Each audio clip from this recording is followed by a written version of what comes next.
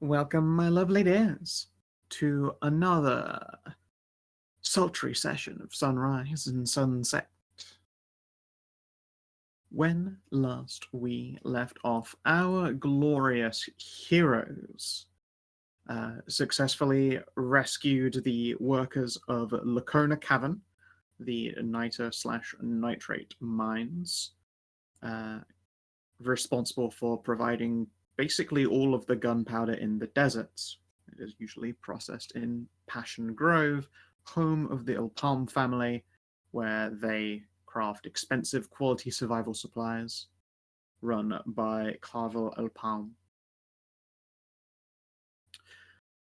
Whilst you were in Lacona Cavern, you happened to meet a member of the Ilpalm family, their youngest scion, Barbara Ilpalm. An individual who was surprised to find out that, reinforcements from the family hadn't arrived, but it was instead you, and was even more surprised to find out that the cause of this noxious gas event and supposed cave-in are the works of saboteurs and monsters. Saboteurs and monsters that you successfully dispatched, having discovered their cult-like affiliations. These monsters are responsible for some kind of toxin that forms jade. They're also able to produce some kind of caustic explosive, judging by a certain barrel that nearly blew your rogue the fuck to pieces. Let's see here. Was there anything else that you learned while you were there?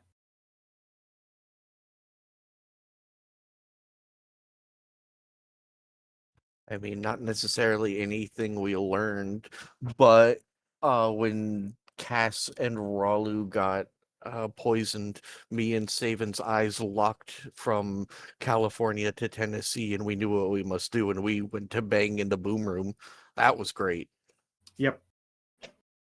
You were thankfully stopped. Almost killed us all. Yep, almost killed the entire party. TPK via fucking the dynamite room, not your finest moment.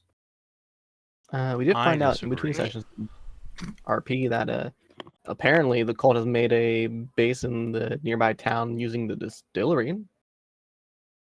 At the very least, Barbara has warned you about the distillery being a place you should stay away from. There are some kind of charity church that she thinks is very untrustworthy. And for it's just a bunch of Murray friends.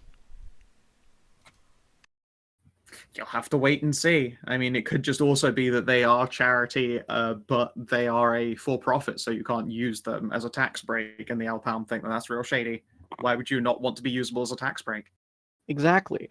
I get it. I agree with them. If they're not being usable as a tax break, then that's very shady. Why even do charity if you can't get a tax break off of it, Precisely. We also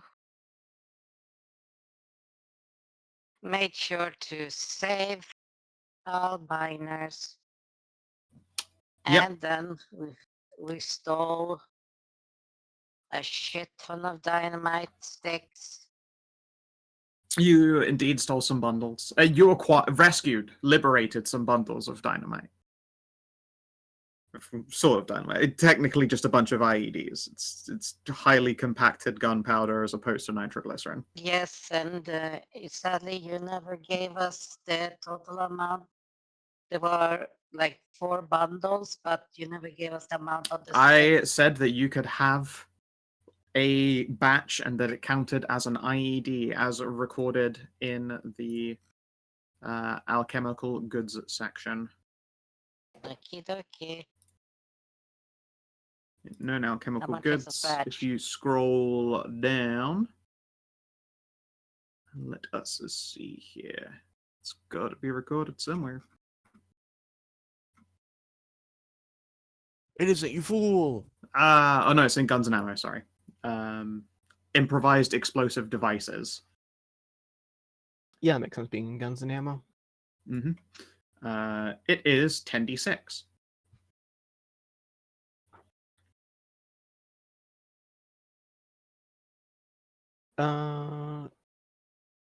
Alright, it's the same damage if you put it down or it's not in your person. Right. Also, a feature that I wish Loam would use: shotgun diplomacy. Shotgun diplomacy. Firearms are loud and scary. You may fire a gun in order to get advantage on an intimidate check. Wild creatures will So- often react to shotgun diplomacy by fleeing and have disadvantage to a wisdom save versus your intimidate attacks. Yeah, but we're all so often in a fucking cave. True. Very true. And all of the look at all these people with their fucking ears. Yep. Big old. I've had this I've never ears. gotten to use. Oh, I'm sorry, you want to complain about big ears? Miss Elf, whose ears are probably just about the same size as ours. Oh, I'm Not sorry. mine. No, the radar dishes are epic in stance. Are and so stature. many.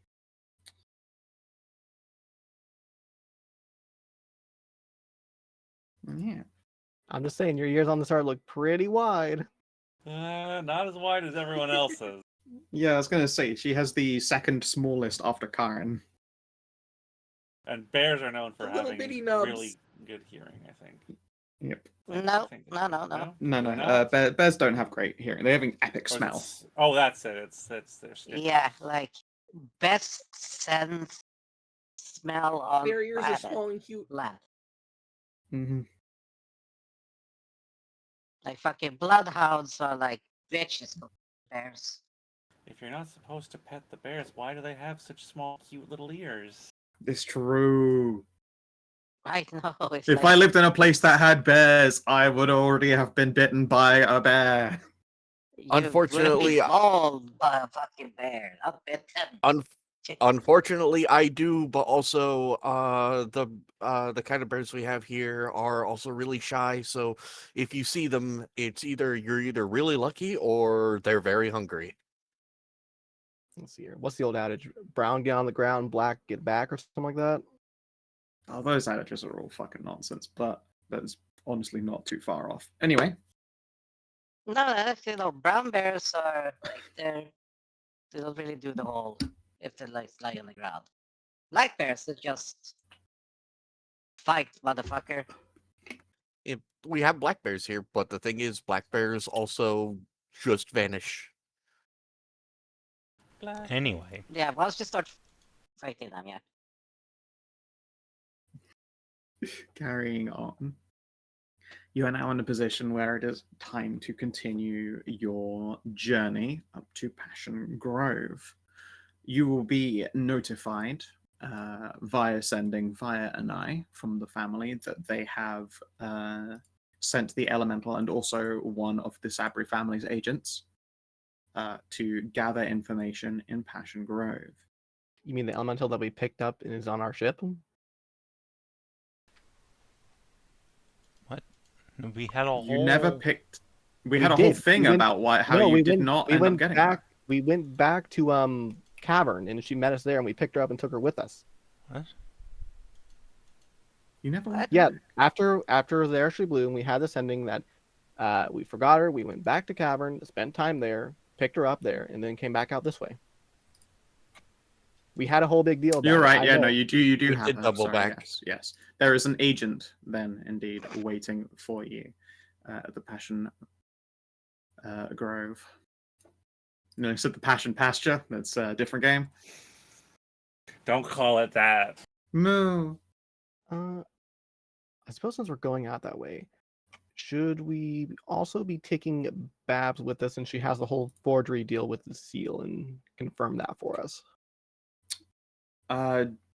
She will probably, assuming you actually unless you actually take her, she'll continue to stay here and do her job.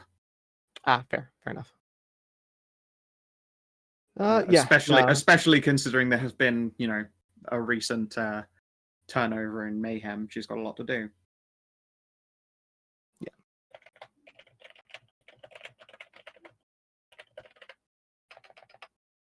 I think it's fine to leave her here for now. Okay. Yes. When you bring up, she'll be like, I am not an unemployed vagabond or some scrappy adventurer. I will be staying here to do my job. Thankfully, my soul is intact, and I am able to just go about my day. But I do wish all of you luck with your respective missing business. Oh, thanks, Babs. It's about the nicest thing I've heard you say in a long time. You should keep in touch more. Not likely to happen, but I'm sure we'll be able to stare daggers over a table at some point when there's a big function. Maybe when your father turns 300 or something. Oh. And here I thought you actually had fun talking to me. Oh, I do, but only in small doses.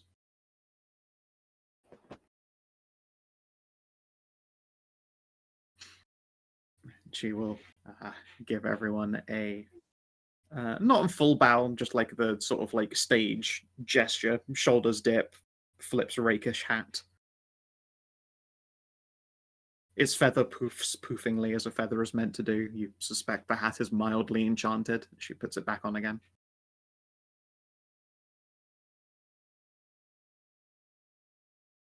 And yeah.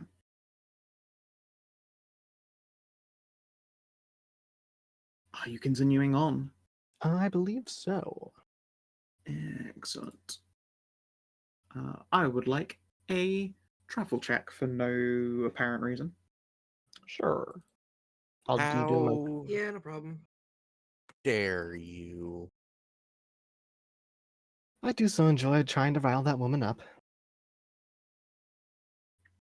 Oh, When are you gonna fuck?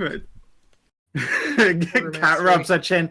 I've kind of noticed something about you as a thing that you try and get up to. Maybe that's why Mum finds you so appealing, because she really likes to put a brat in their place. Maybe. That and That's- presumably, like the dunk and the chest and the eyes. You've got very nice eyes, even if they're like menacing and glowy sometimes. Not that I'm one to judge. Worked on that since I was young, ever since I found out they glow a little bit. Remember, there's checks from everyone when doing a travel. I require one from Karin as well, please.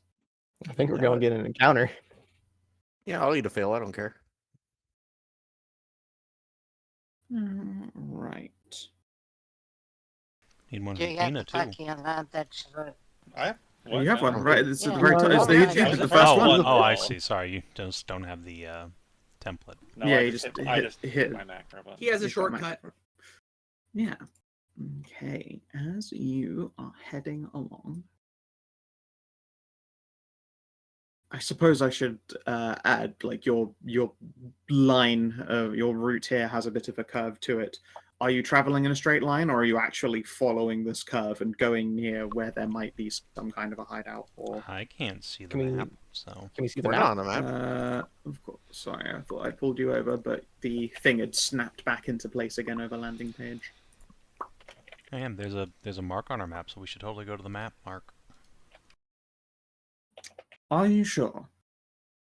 Yes. What was the map? That was Okay. a hideout like the cultist thing? Potentially. Yeah, we probably should hit that up. We might get clues to our soul and everything like that there. Okay. Well, as you get down to about here on the map, you are in the vicinity of suspected cult hideout. How would you like to go about searching for it? Because, as you might expect by a hideout, it's hidden. My God. Well, no, this is where we all turn to Loam. Yeah, it seems like a loam type thing. See if she can find tracks or like traces of people that lead to there. Leads to where? We're looking for a hidden hideout in the desert, and that seems to be the ranger thing to do. In this square or right? There like is a where big this red thing circle here? you can see right Yeah. there. In there. Okay. How many miles Yeah, is this I can across? Give it a try. It's about 20 to 30 miles around. It's pretty wide. Yeah, it's a large expense. I guess Okay. I can. Cass, how? Oh, 23. So I will ask, how do you go about trying to locate this hideout? It's just a hideout, presumably in the desert. Well, let's see. And it's just a regular. It's just a regular tile. There are 3 regular tiles and Hmm. 1 that's sort of like a brushy scrubland. Hmm.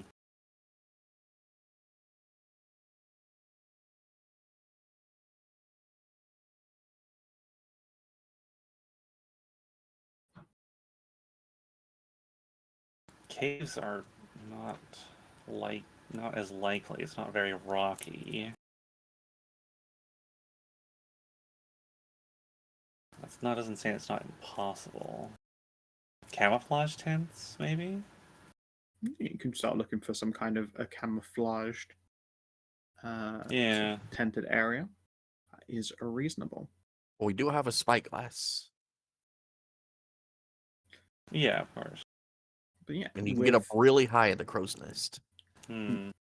with a 23 survival, Even you have an idea of various types of effective camouflage out there.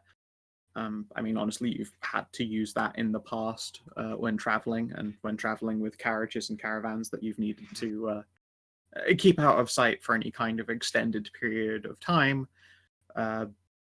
It would be equivocally what is called a sand blanket. It is a big blanket that you cover in whatever the local sand is, so that they're of generally matching hues. It's kind of sticky and tacky, very, very coarse fabric. Quite unpleasant, honestly, if you were to try and use it for anything other than its intended purpose.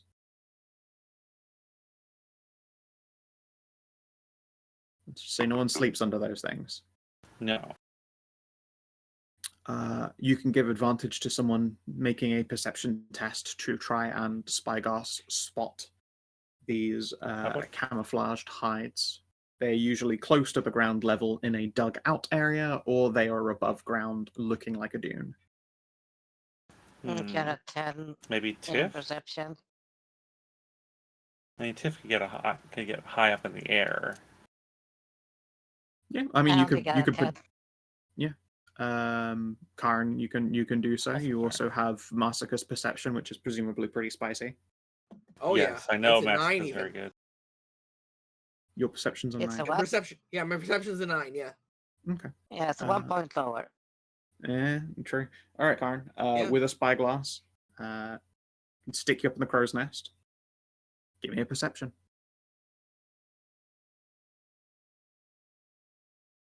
26. All right. With a 26, you can see that there are a number of dunes that, on first glance, look completely normal. They look like sand dunes. They're in a particularly rocky stretch of the sand here where it meets brushland. Less likely that a ship's going to pass through it when there are smoother courses either side of them. The dunes look just a little bit too close together, however. They're not clustered up, but you would have expected a windbreak to have like shaken one of these dunes down or cut into them in some kind of a way, but they're quite domular. They do look exactly like sand dunes, even when you're peering through the spyglass, but there is just something about the way that they are positioned and how incredibly well positioned they are for avoiding passers-by. It's got to be some kind of a hideout. It's too good of a too good of a dune. Yes.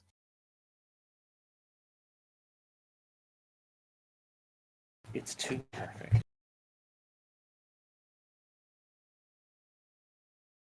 You can make your way down to these domes. As aforementioned, it is an incredibly rocky stretch. It's kind of unpleasant, but you're in a ship that is made for cutting through much more unpleasant locales to take it slow and steady.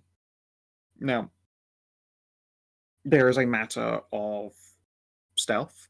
Are you going to ride the ship right up to these dunes, or are you going to get off, walk up, or what? Stealth. It is. Hey, look, it's always worth asking. It is probably like 2-3 p.m. If you waited a We few could- more hours before heading there, you could move under night. We have a few people who are actually good at stealth in this party, like Cass and myself, and Well, I know guess there's at least a couple others. I guess we could wait for nightfall, you and Cass, to figure out if they are cultists, and if they are, we ride in I and can't hear then anything all of a sudden. try out It's our suboptimal. handy dandy new. Might be able to change him out on a short rest. I might be able to do stealth if I have invisibility. Give me a second to look at something.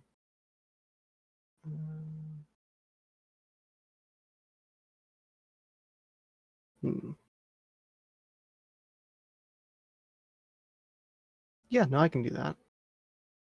Yeah, you can cast invisibility. I was just looking to see like how much time I need to do. If I just take a short rest, I can change out my spells or change out a spell to be another spell. So I can invisibility myself and get advantage on stealth, and if we're deciding to go that route. Okay. I mean, balls in your court now. What do you want to do? Do you want to scout it out first? Wait until nightfall and let Loam and Cass scout it out. And if they're bad guys, then we ride in with the ship. I can tie a flare stick to an arrow and have that ready to just fire into the air. Why? Or you could just sneak back and let us know. Or Well, I if can you- sneak back. The flare. No, something no, bad you should. Yeah, happens- no, yeah. If something bad happens, you should definitely have that just in case. I'll stick it on a crossbow bolt.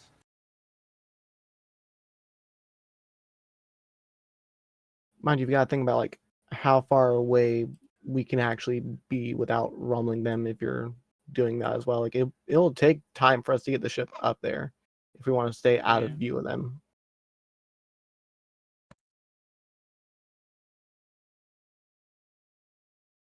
I suppose that's true. Sneaking back would be fine, I guess. Then. Yeah, I'm not saying don't take. I'm just saying if you do have to shoot it, be prepared for a protracted like escape or like defense, as it takes us time to get there.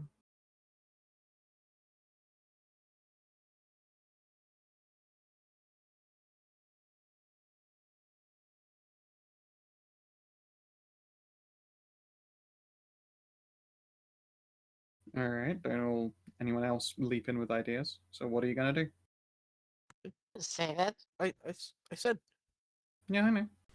What? I haven't heard a we're doing X or we're doing Y. Ralu is going to wait until nightfall, let them scout it out. If they're bad guys, we're Right. sailing in. All right. Who is Okay. going to scout it out? And indeed, I how will. far away are you parking the ship? So how far are you traveling across the desert in the daytime? As close as Loam thinks that we can get without getting spotted. I'll hide behind a dune. All right. Would you like to give me a stealth test, there, pilot? Of course, your heavy armor penalty doesn't apply because you're driving a ship. You're not. Can Can I I get advantage from assist? Loam? You may assist, yes. So So it's 19. 13. Ain't Okay, bad. yeah, you can find. Although you're being, leery of dunes, you can find a natural dip in the scrubland and make a descent. You also know enough to take in the sails, so Hello Manti isn't like blaring over the sands. As cute as it is. Yeah. All right then. It's basically a 10-mile walk in the sand, and it's in the middle of the day. Who's going? So if I'm gonna walk in the I middle will of the day, go. I'm fucking doing that. What now? I'm walking 10 miles in the middle of the day. Fuck that. Let's see. We waiting until nightfall for you guys to sneak in. Yeah, that's what I thought. So, Yeah. Okay then. yeah, you guys can sit around on the ship for a while then and get up to whatever it is you guys do. I get up to my elbows in Myve and Ralu. Fair enough. Let's see here. Do you make any preparations besides preparation H for sneaking over to this supposed cult hideout? I suppose it is worth asking.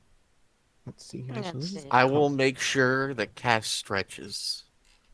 I guess like when it comes time to it. Oh no, invisibility only lasts an hour, so it probably wouldn't last long enough for Loam to be used over there. It's going to be 10 miles of walking. How quick I can scroll? It's a long rest thing, isn't it? Sorry, I don't think I really have anything for you. I am going to make some camouflage since we're out in the middle of the fucking wide open, like, desert dunes and brushlands. Hell yes. You can give me a stealth or a survival test to produce I survival can camo. give you a hand with that. Wow. 19. Right. What would you say your desert camo looks like then?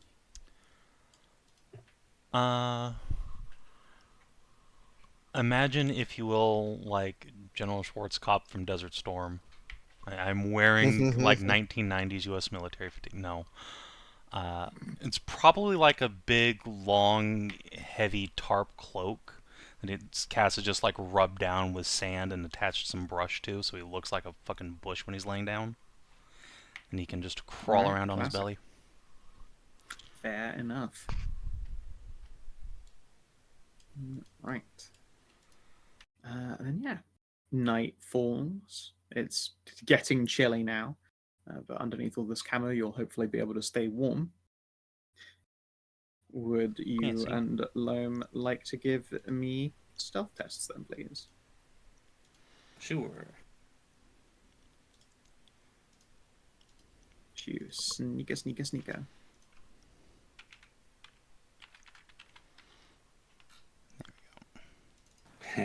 Alright.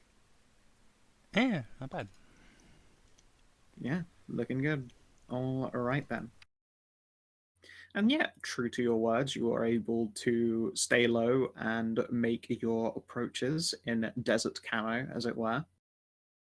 I would say it's probably a fatiguing endeavor. Like, you guys are sneaky by nature. It's a long distance to travel at a constant, steady speed that doesn't draw attention, and staying alert and aware for that kind of time does put a toll on you. How do you stave off any kind of exhaustion?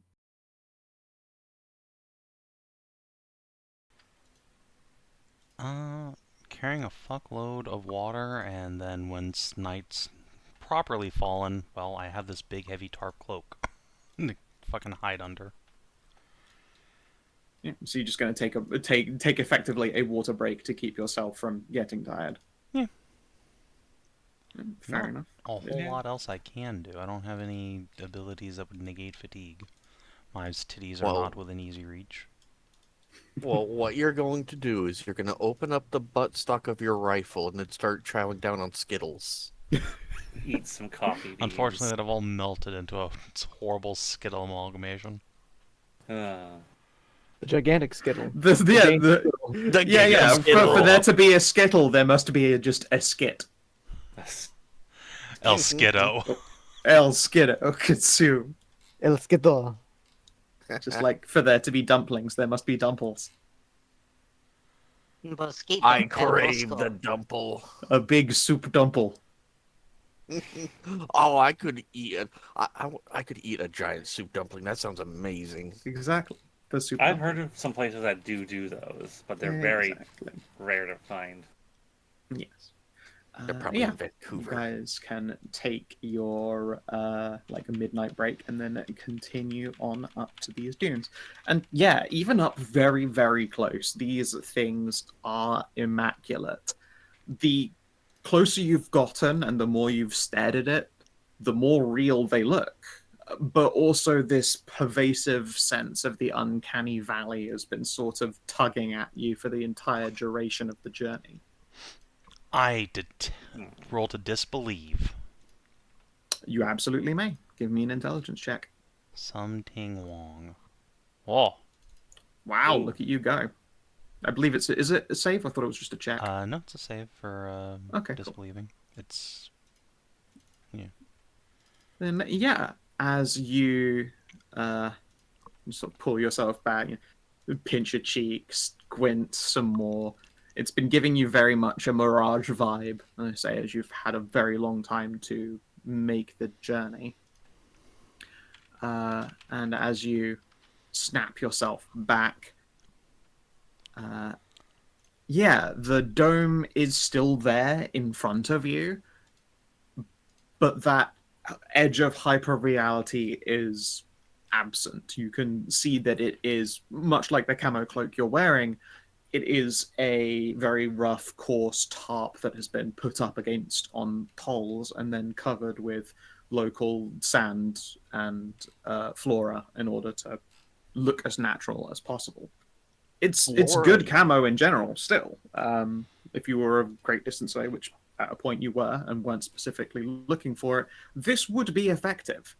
The illusion is definitely a step up in the quality of it all. Mon Dieu. Hmm. Loam! Loam! Hmm. Yes. There's an illusion! What kind? What's it? What is it? It's making all this shit look real, but it's not. It's just a tarp. So their camouflage is not as good as it appears. No, it's really good camouflage, but like, they went the extra mile to make it super camouflage. Oh. This is camouflage 2, baby. They pre-ordered the next season pass, and they got this cool extra skin they put on.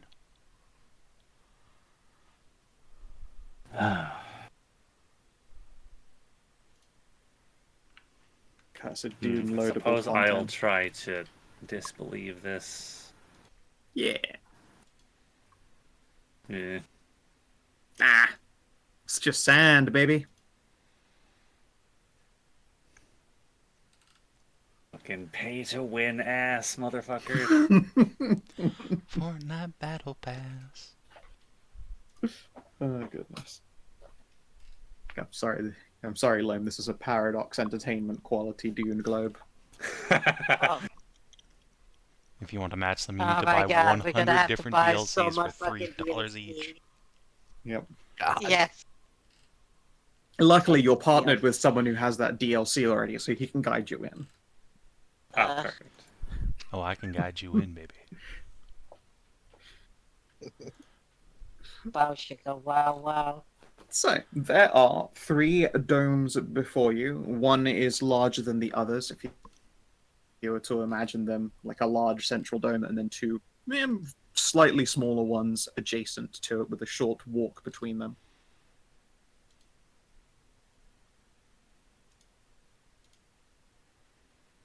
Okay. Well, Let's sneak. We investigate the camp then. Or honestly, now we know they're definitely here. Maybe we should just go back to the others before we risk alerting anybody. don't know that they are cultists, so. I mean, there's something fucky going on here. I That guess is you're right. true. We should make sure they're really evil or we send a warship up their butts. It would be amazing if you find this is just like some fucking MI6 listening post. You fucking crash a battleship into it. We're here! Die, cult! Uh-oh.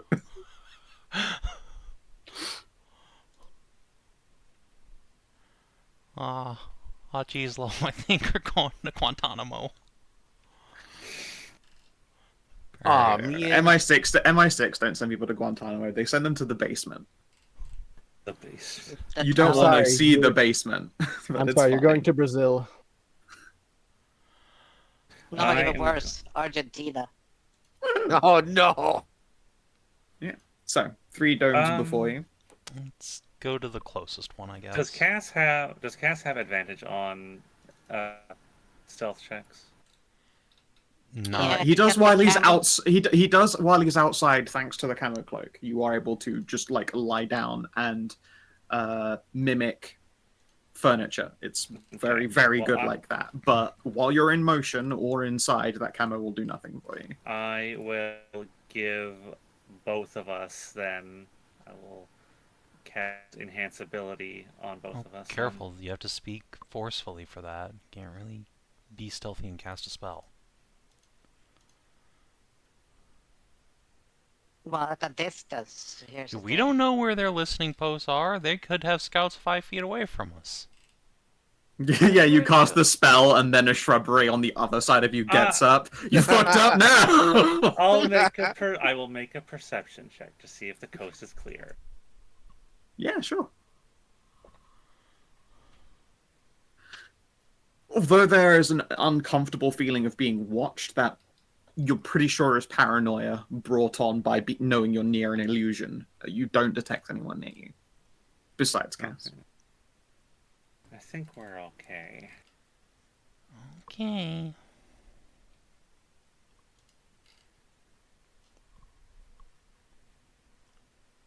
Hang on, I should be playing the Pink Panther thing while you guys are doing this. Alright, so I will give us both enhance ability. Okay. I'm going to assume you enhance, I don't know, Dex. Yeah. Okay, just making sure. I'm going to make you stealthy enhances charisma. Yeah, I was gonna say just enhance charisma. You know, just talk your way out of it. You're a new recruit. Alright. And yeah, you're feeling lighter on your feet, looser in your clothes. Well, I'm glad I had that advantage. Wow. Wow. Yes. Wow. I'm Okay. going right up into the shit. I'm going to go ahead and pop one of my expert snacks as well. I'm not... Bring that up to a 21. Yeah, same. You are going to bring look up to at a you. 21 as well. Oh, Okay. Look at that, Good, two 21s. good job, team. High five. No, don't high five. Ah. It's such a loud high five that just gives you away. Okay, so fist bump. the closest of these domes as you reach is one of the smaller ones, the largest smack in the middle of it. And up close to this dune, although Loam can't see through the illusion, Cass, you can see that there is an opening propped up on a couple of blackened metal posts. The opening of this large dome faces the opening of the largest one, so that they are providing cover to one another as well, from being viewed coming or going from the mines to Passion Grove. Hmm. Presumably on the other side of this largest dome, there is another doorway pointing into the other smaller one. So you have a nice interconnected series of the domes, like so. Just do that. There you go. Enjoy. So you guys, or more correctly, Cass, you can see an entrance, like right here where the dome makes its connection. Held up by its blackened Define metal entrance. tentacles. Like, are we talking like a dugout, or is there an actual door you need to go through to get in? It's like a tent flap that's been propped open, large enough to get like a civic through.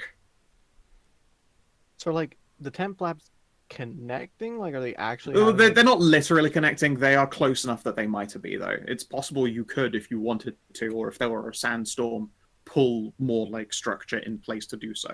But that would make them obviously look a lot less like dunes and more like some kind of actual super tent. Okay. I am going to try and just like slither up to the closest of these entrances and just peer inside.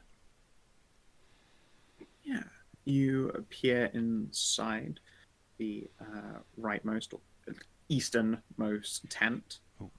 Actually, since there's like a lot of like someone could potentially be seeing down this sort of corridor they've created. It would. That would be assuming that there's nothing in like the middle of this dome. Like if there is some kind of like structure or object here, then no one looking through would have a view all the way. Yeah, but I don't know that, or I don't know It's if true. there is. Or It is. isn't. It isn't. It's true. It's entirely So- possible that someone at a broad chance could peek and see. So rather than just sticking my dumbass head like through the flap, I'm gonna mark off a little use of my adventurous kit since it's also dark out because it's the middle of the night, and just produce a little hand mirror and use that to peer inside without risking exposing myself. Sure. In the easternmost tent, you can see that there are a large selection of barrels and boxes. They have been stacked up like in a very specific, organized row.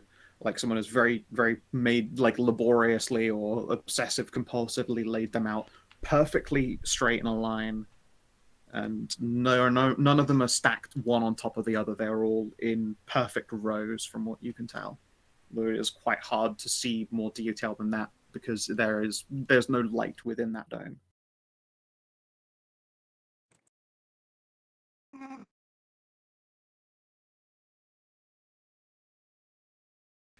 But do I see any people moving around? You detect no movement within. You just see this row upon row upon row of large boxes. Do they have any markings on them? Again, you're looking at a mirror in the dark into an unlit tent. You can't see any. I think that's okay. Well, I will check, both ways, make sure there's nobody just looking at me. Yeah, you And- should roll the mirror over and then stare in the other direction. Yeah. There is lighting in this middlemost central tent, but it is not very high lighting. You recognize that there are like lens-shuttered lanterns hanging off of a sand ship in the middlemost tent.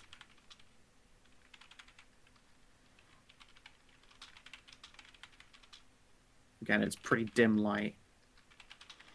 Alright. I will try and sneak towards the boxes and see if I can perhaps get a Sure. better look. Yeah, alright. Loam, you watch as Cass phases into the sand dune. Mm.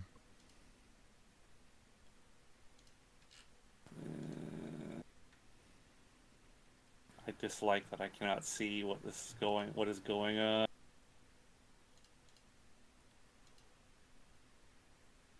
And with Cass's help, you could get through this illusion.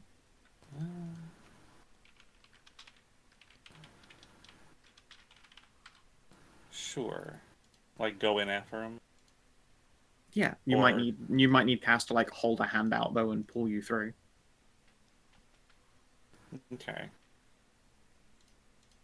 Drag her in by the titties.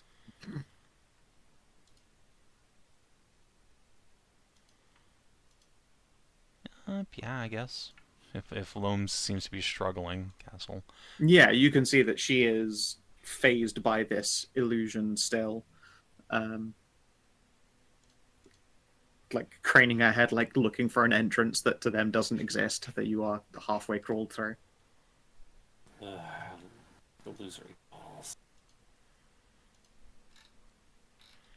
Yeah, it sucks. Alright, shh.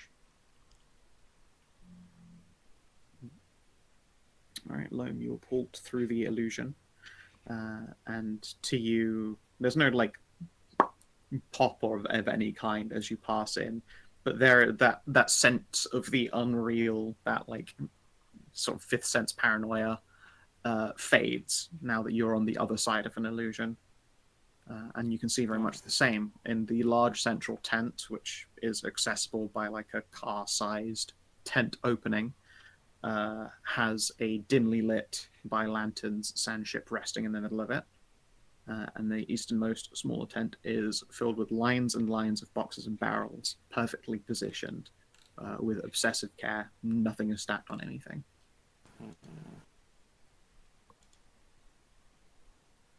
Sorry, how big is this like dome and like sand ship? If there's like a sand ship inside of it? The sand ship looks like it could suit maybe like 30 people semi-comfortably. So kind of like a Pretty- yacht. This is pretty Yeah. big then. Oh yeah, this is a bit. I mean, they look like great big sand dunes. These 3 tents. I see. And yeah, Okay, so- the entrance to them, you could drive a like 4-person car through. Okay.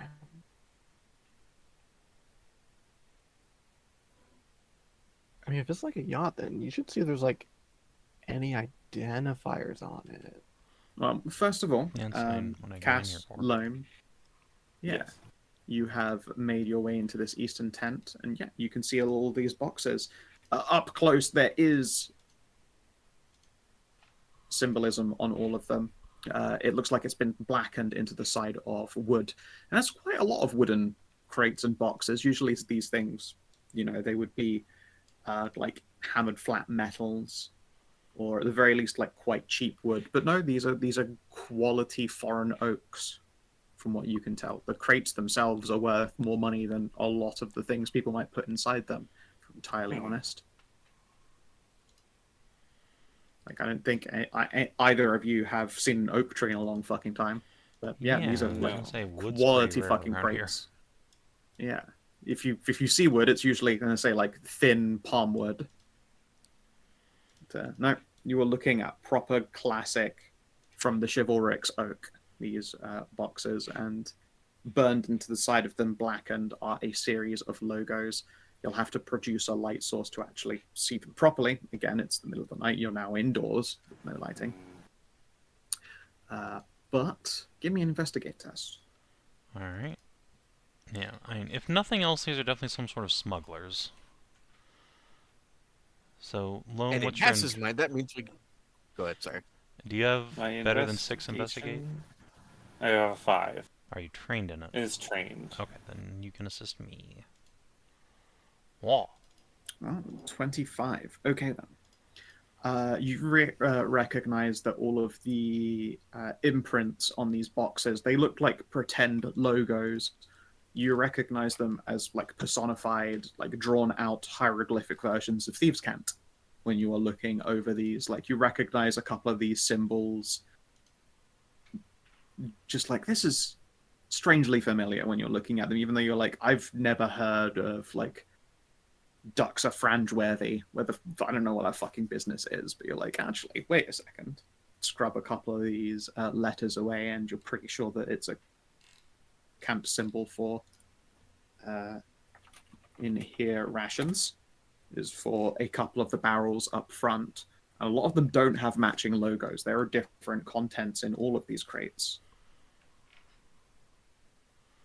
There's one that has, I say one, there is one set of 3 crates next to each other that have some quite complicated cant on them. How best to describe it?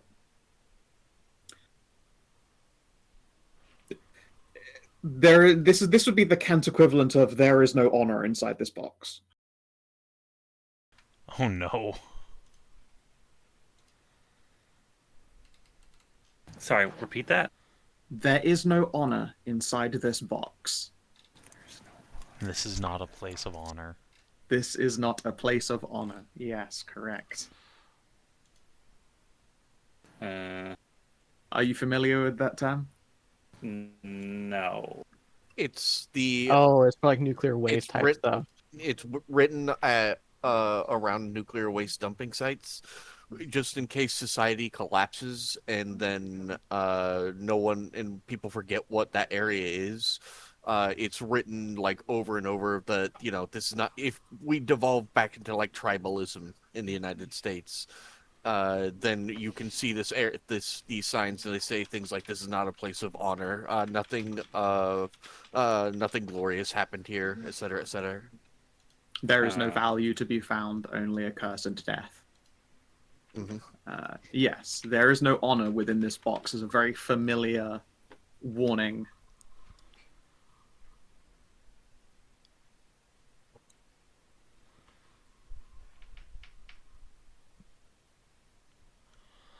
Well, I mean, clearly, if they put a warning like this on there, there must be great honor within this box. This warning doesn't. This sign won't affect me because I can't read. Yeah, I'm gonna warn Loam away from that box. Just like touch her wrist and then shake my head real gravely. Yeah, There's like as you got elevation? close enough to this box to read it, like for some reason you can feel yourself salivating, like at the back of your fangs. Oh no, okay, you have to back away. Okay. Yes, I will add that along the row, the boxes that don't contain honor are the furthest away from the rations. Good. Good. Alright, they're smuggling uranium. Huh. Let's see here. How long are you going to spend looking over these? Because you essentially have to translate each box because it's coded thieves' cant on all of these boxes and barrels. Probably not that long, honestly. Just a couple minutes to get the lay of the land. Like, Sure. Roll me a d8. We'll just see if like any interesting ones you just happen to vibe on. Like obviously the honor inside box has the most symbolism on it, and the rations one had the least, and the most familiar of symbols. Like food is a pretty simple one. All right, with a 7. One of the other boxes just sort of calls to you. It's like a second row behind this one. The boxes are probably a meter in every direction, so pretty sizable.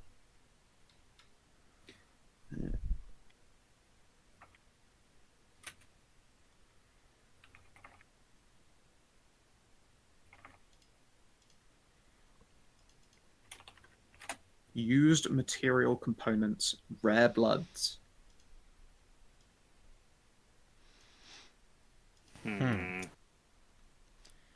okay, so they've got magical bullshit and fucking plutonium. Or at the very least, there is something in it innately dangerous. I'm going to go ahead and suggest whatever this is, whether they're cultic or not, we probably want to disrupt. I don't think we should just leave these people here. I'm sufficiently convinced that this is not a place of honor. I'm sufficiently convinced this is cultist things that they're using. If they have They're used either material components. they're either doing something bad anyways, or they're doing something bad and working with the cultists. Yeah. And a very, very, very small chance that they're just a bunch of misunderstood little guys. Yeah, this could be a mad scientist's personal little like resupply depot, but This could belong to someone named Rebecca. You never know. Yeah, we should probably do something about this place, though, regardless of who is actually responsible. I've seen enough here to be comfortable that we can raid this place and not feel bad about it. Yeah. I would like to see like just one of the people here, but they have thus far been less than forthcoming. Yes, to be fair, it is the middle of the night, and you're looking through a like lightless, blacked out storage warehouse tent. If there are people, they're in the central one or the as yet unseen westernmost one. Yeah, well, if I go into the place with lights in it, I'm going to get spotted. Yeah, So I don't want potentially. Wait a minute, hold on. I have a genius plan. I take Cat's sock off my shoulder, just yeet her. Oh. Yeah, sure. Give me a stealth test for her. No one cares if there's a fucking desert ferret running around. And yeah, I imagine that you still she might want get shot, to be. But yeah. Like if she gets shot, yeah, her getting spotted. Yeah, her getting spotted is not the end of the day. I still want a stealth test though to see if she gets spotted. All right. Oh. Look at you go, Kira. Nice job, Kira. I suppose like a familiar getting shot would kind of rumble that there's like. It would rumble that there's something up because the Kira would suddenly disappear. But yeah. Yeah. If she dies, she's not a minion. True. How much health does an animal companion have? Yeah, how much health does a familiar have, really? Let me go look at it. It's been a while since I updated her sheet. I'm pretty sure it scales with my level a little bit. So it's at least 12. Okay. Okay. So it's only 3/4 certainty that I one shot. Okay, so it's Kira. 2 plus 2 times your level, so forth. So 16 hit points she has these days. 16. Okay. Okay. If there were Alright. to be someone who might have spotted Kiro and then decided, the fuck is that? Ka-chunk, Kiro might live. It's a possibility. It is possible. But also, I mean, why would you shoot a fucking ferret? It's true. I don't know, guards on a hair trigger about like seeing things in the dark. I guess, Mm. but also, like, this So, place just has its flaps open, right? Yes, they're propped open. So, like, small animals will just wander in here. It is a Yeah. sheltered, inviting place. And now, are you able to see through Kiro's eyes I and guide can, her, or are yes. you just... Okay. Yes, I can use my action on my turns to just close my eyes and fucking see through her senses. All right, then. You presumably do so, and watch as Kiro makes her way in. She will start hugging the left side of the wall and will follow it along its outskirts to see if there is anyone outside of the sand ship. And whilst doing so, notes on the western side is the back of the ship. And there is a person. I'll just do that so you can tell direction boat facing. That there are a series of like sleeping hammocks that have been propped up. There is a person lying down in one of them with a crossbow in like propped up against them in reaching range. But they are currently reading a book by a dim light. Kira is looking, up at them because she's not what you would consider tall. What race is But this can make out that it is a individual, humanoid. Oh. Human, you're pretty sure human. And are they wearing Smells any human. distinctive garb? They are wearing, they're up on a hammock, kind of hard to see. They're wearing armor of some quality. Looks like leather. No, like, patches or other affiliation? Kira would have to like be able to look into the into it from above. Impossible to say from the ground level, like half a foot off the ground as Kira is. I mean, hold on here. I If believe... she's got a climb speed, she could go up the inside of the dome and take a look Yeah, down. she has a climb speed, in fact. Okay, then yeah, she can make that sort of like circuitous ascent, dun, dun, dun, dun, and then look down into the hammock. Now, obviously, less subtle than walking around normally, as you might expect, but also less likely to be spotted while up there. Yeah. And now looking down, you can see that this person is in like stiffened Western style leathers, but they have a folded turban that's sort of like half slipped off their head, and a large purple cloak. There are no identifying symbols or insignias, but that's very pointedly. There were some insignias. Someone has like rubbed a crest off of them. It's not been defaced, it's not been defaced like you've heard would happen to like Knights of Darkness back in the old Dracul days. They just have removed completely an identifying insignia. It's not been cut into or gouged at. Okay, so third option. This is fucking Chivalric's Mac v Sog out here. Coming out to do commando bullshit. Purple cloak seems significant. That's a very expensive color, at least. Yeah. If you would like to roll a history. you could give me a history. Alright. Not my finest roll. I'll go ahead and throw a knack on it. Okay. A reminder then, that's your only other knack, as you have not had a chance to short rest. No, to I get still have your one knack. left. Oh, yes, yeah, equal to prof. Yeah. Yep. So Yeah, I'd 16. give you an instant if I could, but I don't A have 16. A 16 does ring a bell. You have heard of a post-adventure knightly order that came about to do what is the equivalent of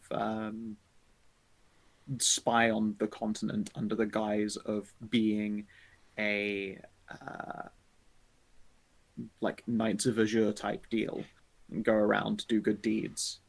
But really, they're gathering information to deliver to people of importance in the chivalrics. Something you heard from Maya actually. She was talking about these cool purple cloaks at one point.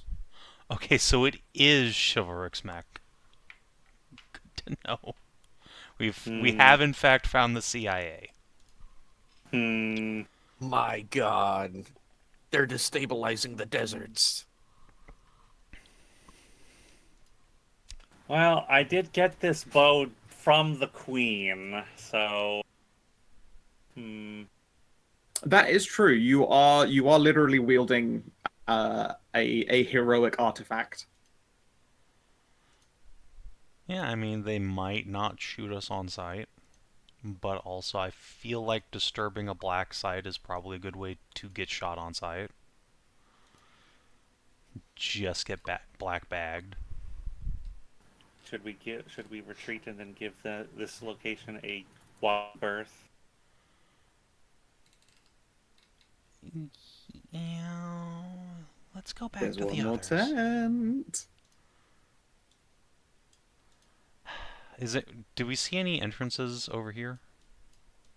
And does it look that to be one's lit? entrance is closed. The inside is lit, judging by the thin lip of light coming from it.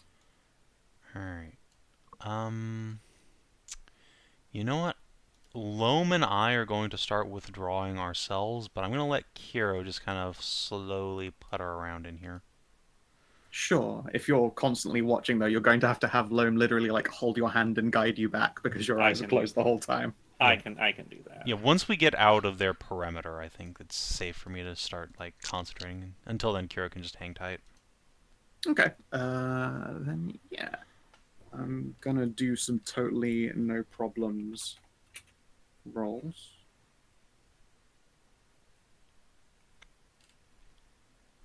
I rolled a fucking crit. Hell yeah. Oh boy, you're getting black bagged. Hell yes. Well, I mean, Kiro is. Kira got a crit. Oh. Oh. Hell yeah, Oh, that's Kiro. good. Yeah, she is. You're currently not observing or watching through her eyes, so she has been given carte blanche to act. So I rolled in the background at how Kiro does under her complete own initiative, and the result was on a 1d20 plus 4, 24. She stole girl. one of their sandwiches on her way out. Just as a hoagie. Hell yeah, Kiro. No, she just comes out with a fucking manila folder store that says MK Ultra. Oh, no! Hell yeah. Just doing that proud steppy the animals do when they've got what the predator animals do when they got something they have in their jaws. Yep. She took a box of the not honor.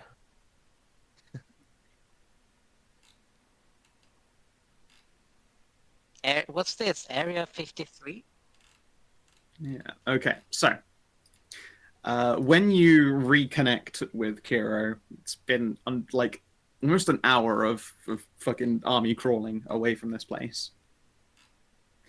And when you snap your vision back in, you can see that Kiro is sitting on a lit desk and holding in her little paws a blackened metal knife. It's got a nice drop cut on the front and a little bevel all the way through and a sturdy looking handle. We in reality would recognize it as a K-bar.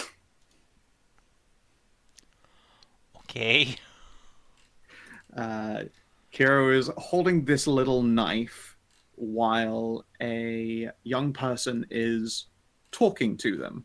And Kira is nodding along casually. This person appears to be a large catfolk, like approaching 6 foot tall, with aqua blue hair. And you recognize actually that hair is aquan in some kind of way, as it like shifts and moves as she bobs her head from side to side talking. My kindred. They speak again, and this time they go, "Aha! I know that look in your eyes. Hello, you're someone in there listening in now, right? Hello, hello." As they like finger wave into Kiro's face, as though to transmit to you. Well, I mean, we're clearly fucking rumpled. Just have Kira put up a paw. Ah, perfect. Welcome. You guys are the ones who have been fucking cult shit up, yes? 2 ferret thumbs up. Okay, excellent. All right. Then I will make this supremely quickly. Some of my family have learned that our friend Mive has been going through a bit of a time of it. So we wanted to lend a hand, you see. She's assured us in like letters over and over, like, no, don't come down here, don't help. But she's handling a lot of shit over her, and you can kind of tell, Very hard to scry on her. And I suppose it's, not a good thing to spy on your family anyway. Anyway, we kind of rumbled this group of cultists, and I apologize, but we dropped the ball a little bit and they got away. We did, however, raid their black site, which is pretty cool. Now we've been staking out the nearby town, Passion Grove, cool name. Did travel through there. It is admittedly very pretty. We're pretty sure that the cultists went to ground in the area, and we haven't moved since because a lot of us are kind of recognizable now. They're actually on the alert for the purple cloaks and people who might have shiny blue aqua hair if they go and do miscellaneous things. Understood? Super clear so far still? She waits for a Kiro symbol. Hold on, is there like a piece of paper nearby? Yeah, you're at what is functionally a writing desk. If you look down at the desk, you can see the paper, and if you look around the room as well, you can see that you are in a private cabin on a ship. It's a smaller ship, most certainly, but it is a private cabin. All right. Just dip your Dip little claw paw into an ego. into some ink. Yeah.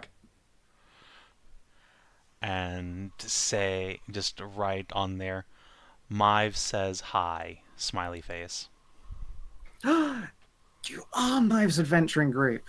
Does that mean you're... what's your relation? Admittedly, your relation via your lovely familiar here. Hold on, Skow, let me show you what... Wife boy symbol.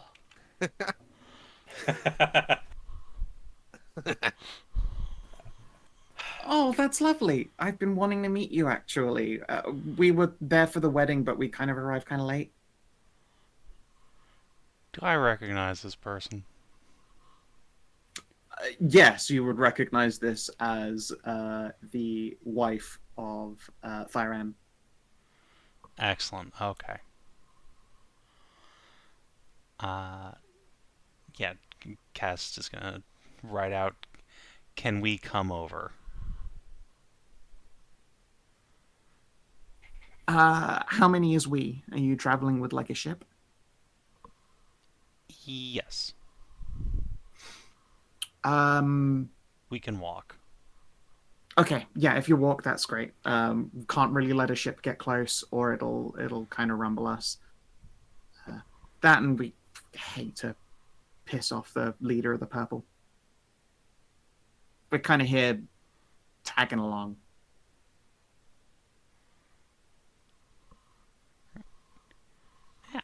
Kira will do some thumbs up, and then Cass will release control. Oh my god, they're my friends. Oh. Does this alarm Loam more or less?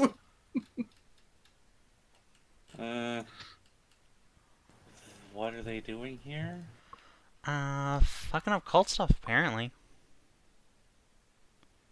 Hmm.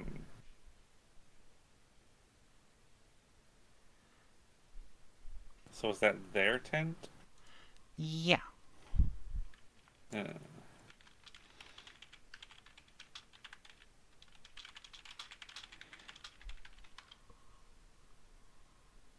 okay.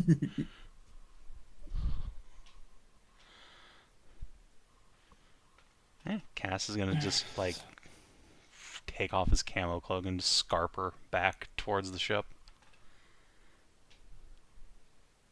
Yeah. Alright, I guess we're going back to the ship. Don't need to go run them over with a boat, I guess, now. Yeah, I guess.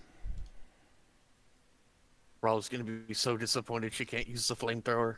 Yeah, you bet that tent would have fucking verfed so hard with Flamin. Oh my god. That would have... It would have been so easy to just come in here guns blazing. Yeah, and now you can understand as well on seeing those boxes why I went, are you sure? Because my first instinct is like, they're gonna hit a box full of fucking logistically acquired bad things.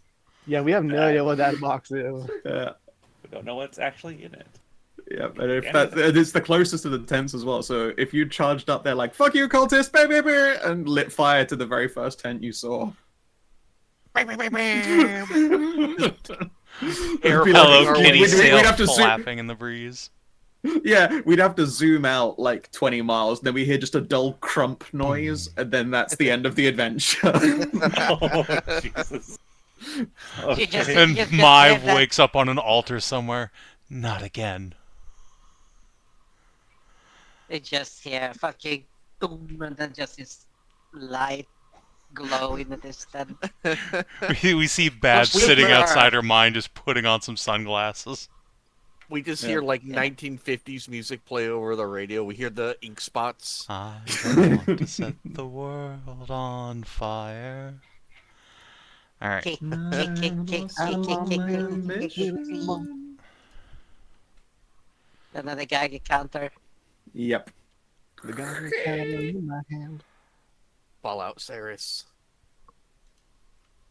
I love that underwear, it's fantastic. Welcome to the glass desert, motherfucker. Alright, so they make it back to the ship, okay? Yeah, no one comes and stops you. So, what's out there then? Oh my god, I'm glad we went and looked instead of just running face first in there like a bunch of dingbats.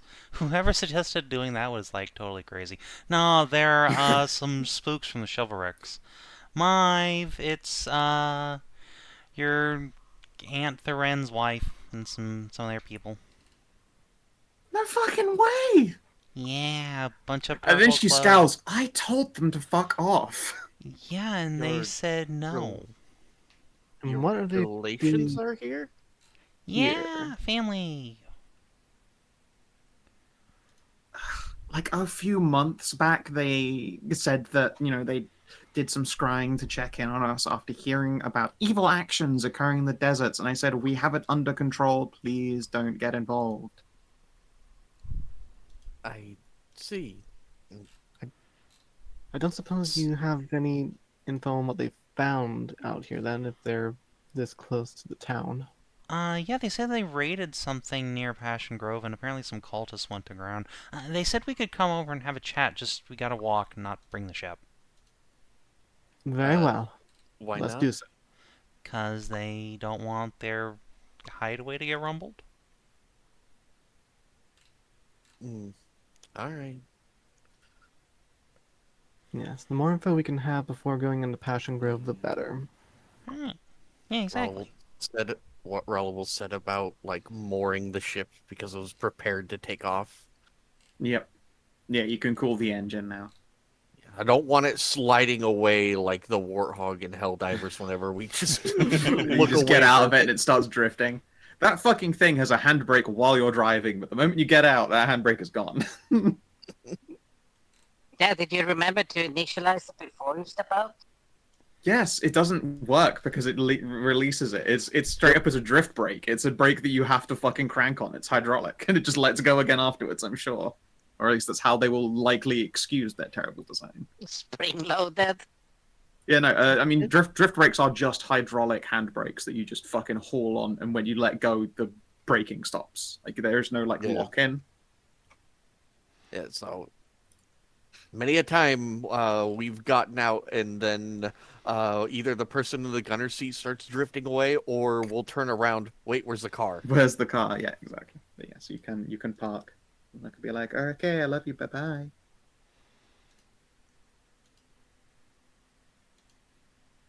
And yeah, you can head on down. The party, assume, might have come along. The rest of the NPC crew probably is not going to come and crowd things. They don't. Yeah, they're there to keep the ship safe while we're gone. That, and also they just don't want to like crowd the whole deal, especially if Yeah. you're supposed to be sneaking in, quote unquote sneaking in. Yeah. And yeah, the rest of the party can gear up and walk on over. As you arrive, let's grab their little tokens off of your day. Where'd they go? Where'd you guys go? Oh yes, I had the other Agents of the Purple, and yeah, give me a sec. I don't have Fire and Water Cast on that map.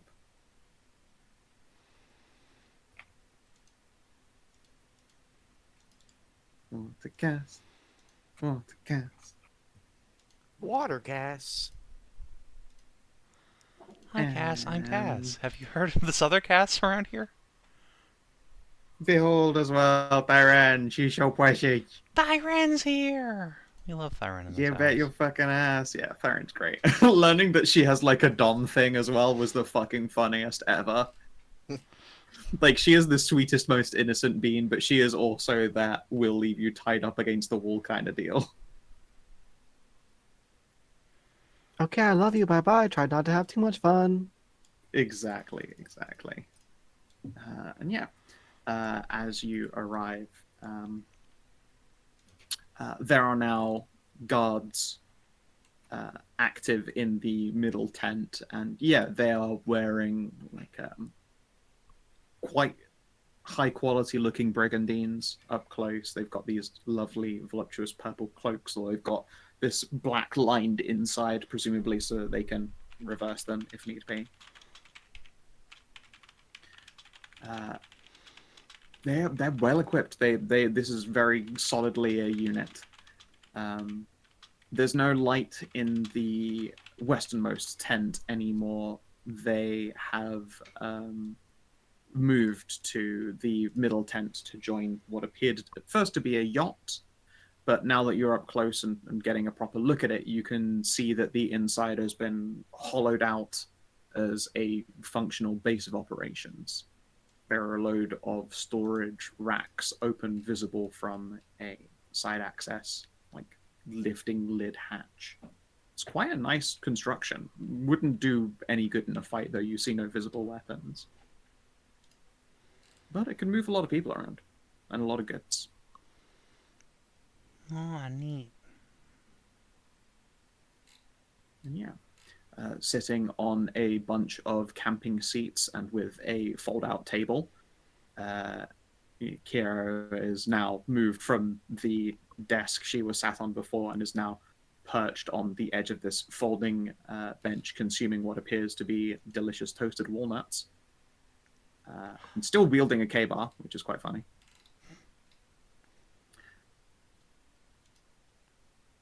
You can see that, yeah, there is this large plush fox with radiant golden hair, wearing a like cable knit looking sweater. It's flappy and baggy, and it's been repaired many, many times.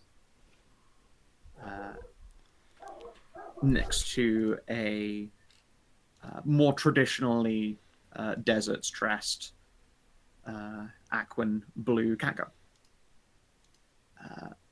Cass waves from where she's sitting, having gotten out what looks like a large series of paper boxes, folded cardboards as we recognize them.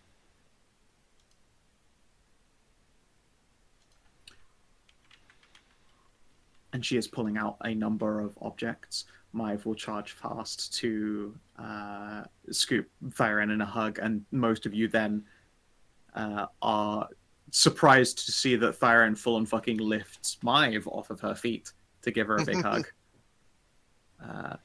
Thyren's strong as fuck. she violenced her way from like the top of the cold north all the way down to the western chivalrics to go be an adventurer. Cool level 13. She's a strong lady, and it's very funny. And then she'll put Maiev down. Maiev now beaming and giggling, even if on the entire walk down there she grumbled about how I can't believe they didn't just let me handle this, you know? And they spooked our cultists. Oh, honey, it's okay. They just wanted to help. I know, but I told him it'd be fine. Well, all of those complaints. A little bit. You never know. Yeah, all those complaints are lost though when she gets the opportunity to hug her auntie. As well as Cass will stand up and introduce herself to everyone as Thyren's partner. And then we'll invite you all to take a seat at the table and present what she has been taking out of all of these boxes. Appears to be a large board game. I'll raise an eyebrow, seeing that we're coming here to talk and like figure out information rather than play games. My Just God, wants, it's a "Hey, for copy keeping of us up." Campaign for North Africa.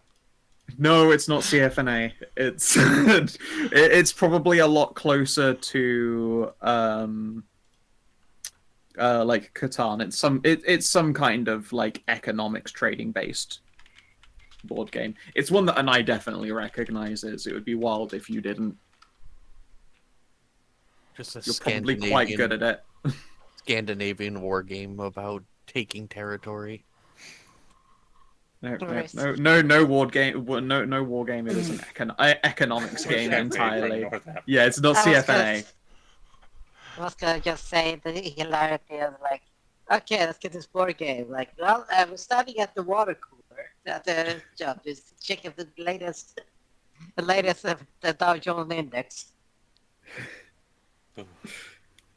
Yeah, no, Cass is getting out a board game. Please, there is no better way to get a conversation started than over a game.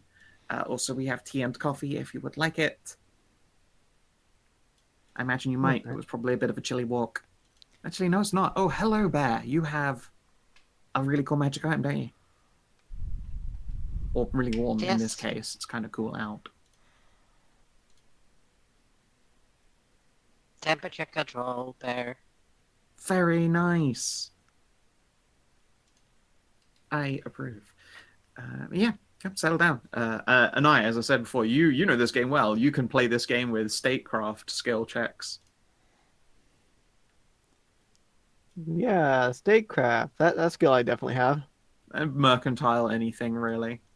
Yeah, that skill I definitely have. Okay, so you remember this game as something you don't win very often. Then, if that's the case. Oh yeah. Life. Look, I don't have statecraft. I don't have mercantile. I probably should get that next time I get like skills or something like that. Definitely. Yeah. But I was focused on getting herbalism this last time as I was getting my project. Yeah, exactly. You just, right now you're working on more princess than merchant princess. The princess part is what you've been doing. Yeah. Also, these skills aren't really things from the core game, so. Of course. I mean, as I say, like if you don't have those proficient skills, you make intelligence tests.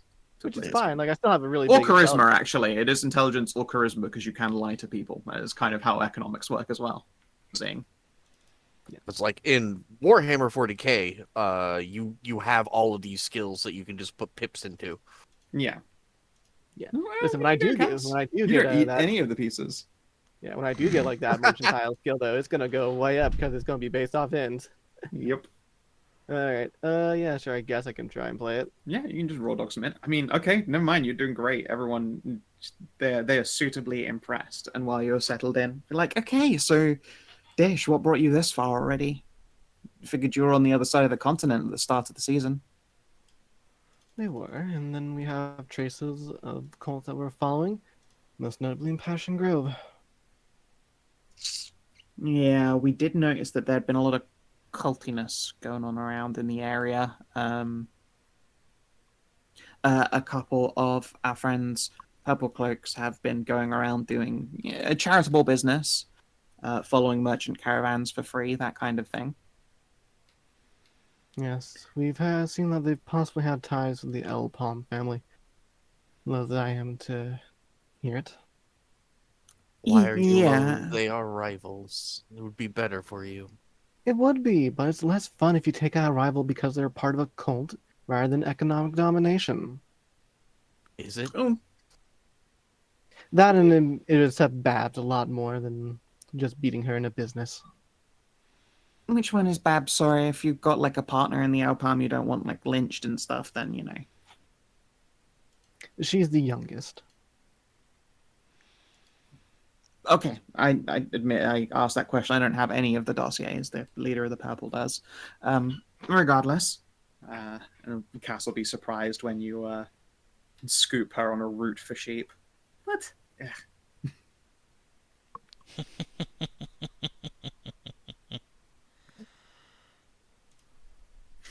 Yeah. Oh, this is assuming all those introductions have occurred. Yeah. Thyren makes sure that everyone gets a hug and a lovely hot cup of tea. You said coffee at first. Well, coffee or Think of tea, your mind. but very very typically Thyren would brew green tea every single morning at sunrise, even though most of the party very much late risers. She would walk up to their houses, knock on their door in the morning, be like, "Good morning, have your tea, praise the sun," and then move on to the next house and keep going. It's fucking precious, but just a menace. Sasha hated it. Yeah, Exactly. the sun has crested the horizon. It's time to get up and praise the sun, everybody. Yeah. Here's your lovely let morning the- cup of tea. She let this fox just stay on her doorstep for like ages. Yep. It's just yeah, the Thyren is a menace of goodness. Well, that said, in regards to it, what can you tell us about any cult activities in Passion Grove? Ooh, yes. Okay, so there has been this like cult smuggling operation of ingredients and stuff for turning people into skinwalkers. And they've been How? operating out of a distillery. Wait, Out of a distillery? I mean, there are definitely We're- people there in that distillery. we're brushing over something really important. You said what about what? Oh, Skinwalkers? yeah, they're ripping all the goodness out of people and then turning them into skinwalkers, like monsters looking behind the eyes of people. Do we know what skinwalkers are? I don't think we've ever encountered one. Can I make an Arcana check? Sure. I'll help. Yeah. A skinwalker is usually thought of as the like uh, as we recognize as the Wendigo myth. The starving person has to eat human to stay alive, and they change and become something. In this case, the skinwalker is someone who gave up their humanity and let a monster inside of themselves in the course of doing this horrible thing, and now that monster gets to live your life, walking in your skin. Do I know whether is that something I read in the books of the Beasts from the Outer Dark, or is this like a localized monstrosity? This is just a monstrosity people know of. She's saying skinwalkers with a 25. You suspect that she's using the term colloquially. A monster behind a person's eyes, like skinwalker, just could be used to speak for an event happening. Right, so kind of like what they tried to do with us, essentially. Correct. They were trying to put monsters behind your eyes. They were basically giving you the skinwalker treatment. Understood. When they went to ground, did you see how they scattered? Not personally, no. We were informed though that they escaped from this area, and she just like gestures vaguely outwards, like 10 miles south of here. And How- they escaped, we think, northwards to the Passion Grove. How long ago? Half a month. Oh, never mind. Why? If it had been days, Loam could have tracked them, but the shifting sands would have covered their tracks by now. Well, Luckily, though, I we guess- hunted their tracks to, and they say, northwards towards the grove. Speaking of the grove, let's talk about how deeply ingrained they are then, and what they have going on there. I really asked the captain of the purple that, but he and his partner are currently in the grove right now playing pretend. Just normal civilians doing civilian things. So who is this captain?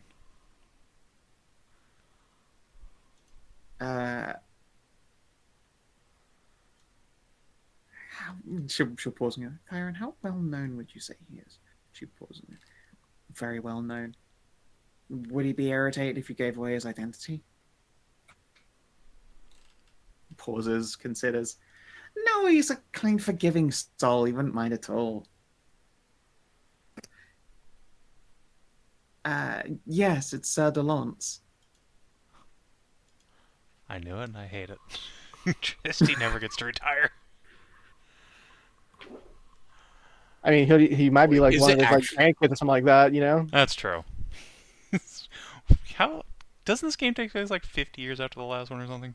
Takes like 100 Yeah. years after it. I was gonna say.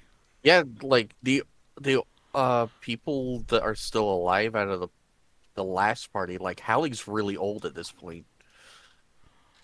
Surely it can't be Tristy Delance. Unless, well, I mean, Unless we he's a did lich. get that low. We did get that low level regeneration, so maybe like No. you know No, how. No. The Listen. events of the. I need to double check when the chivalric started. I'm pretty sure there were 100 years ago is what this campaign was like. Well, intro for. the Hagen sleep was 100 years ago, and the Hagen sleep had already been ongoing when you were in the chivalrics. Oh, right. I thought, okay. It was Might be yes, 50 but then. yeah. There's also the fact that there was the available dragon transformation from the whole flow for Horsewife, and the spell from the scroll. Look, if you guys Remember, keep trying we to both- extend Tristy's lifespan, he's gonna tell you to fuck Yeah, off. Tristan. Yeah, no, yeah. Tristan is stuck with lasting longer than he should as a result of his natural regeneration. But all attempts at being like, but what if you lived longer? He'd be like, no, I want to die with dignity. Goddammit. Like, And by dignity, Yeah, I mean obviously. shitting into a diaper like a real old man. And then he'd Like, by salute the you with a same- glass. like by the same token, Hallie's not afraid of death because she knows what happens afterward. She's been there before, and what's her name? Emba basically told her, once you die, you're going to become an angel. Yeah. Been there, done that, got the hugs. Errol up there is comfortably MILF age now. And she gets to come back once a year to talk with what's his name? What was Hedrah's character's name? Oh no, I forgot. Bob. There we go. To talk with on Embla's Day to talk with Bob because she didn't want him to be alone throughout all of endless history in him being an immortal robot. She. Bob was a lady she. all along. Yeah. Yeah. I don't know. No, it was a lady. Yep, Bob was Had a massive lady. crush on Tristan and everything, but he got married to a horse. Look, unfortunately, Sometimes Tristan it's wasn't just gay. how it is. So can't And fuck Bob, Bob. Bob was she was passing as a male dude. presenting for a long while. Yeah. Yeah, Bob was passing as a Yeah, dude for a really long time. At no Yeah, point up was to Bob come. ever Wait, like, wait. by the way, I'm not Yeah. trans. Yeah. I kind I of know. thought. I thought Bob. No, was it's not like I trans said from the story. It was not about anything like that. It was just undercover, staying away, getting away from the fucking family. Yeah. That's fine, Yes, but never about. Okay, so the chivalrics ended in Hagen Sleep 46. So, So it's 54? been Oh, yeah, just it's a like- little over 50 years, and I was he correct. was in his late 20s. So yeah, he's And Oh, yeah, he he's does still good. he does much to his own chagrin have low level regeneration. It could be Tristan.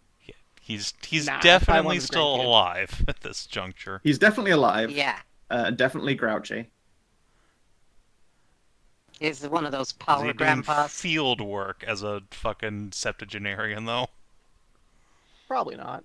I Maybe hope not. Up to you. Deserves better. Motherfucker. It deserves better, but it's still in the physical goddamn impressive. exactly. That's the thing. He's a power grandpa. Power gilf. Grandpa. He has been hag maxing.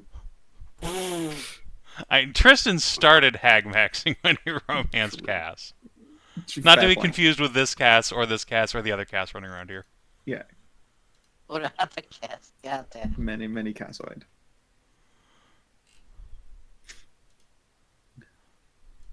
Yeah, no. Yeah, Sir Delance and his partner have been in the middle of the grove playing at, well, civilian games. Just keeping an eye on things and making sure the world doesn't end. You know, good work.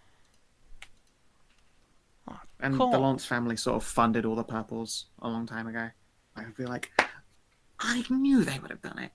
I was wondering who would put the money up, because at first everyone was saying that they were just secretly Black Knights who got tired of working for cash, but I thought that was bullshit, because they love a good contract. Darren nods, and also don't cast. It's my scouts. Oh.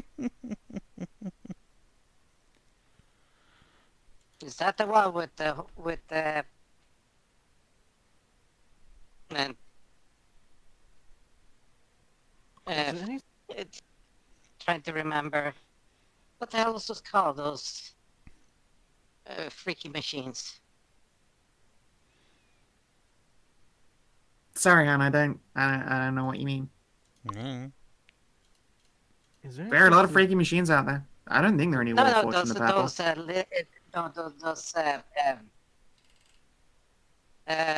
shit, those machines that are alive people.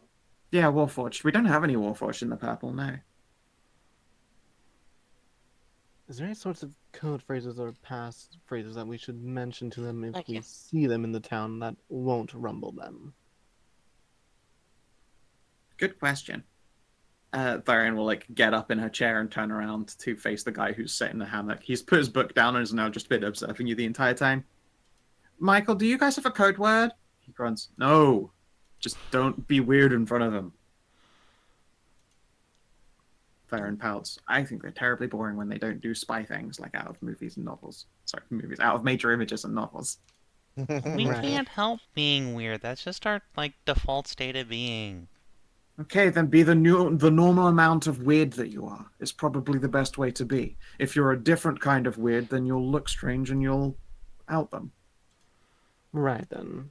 Just wanted to make sure in case there was something we could do that would make it easier not for any outing to happen. Well, they're going to be sat in the middle of a hive of decadence, so I'm sure you could get away with a lot of things if you just walk up and be like, hey, you're an attractive couple. Me and my partner here saw you across the room and we liked your vibe. Alright, Ah, my Ralu, we okay. got this. Michael Well, will just chuckle, and Thyron will pout. Michael's definitely fucking with them now. Ah, cast. At which point Mike goes, yes. I'll just look down at where Cass is in her lap and give him ear scritches.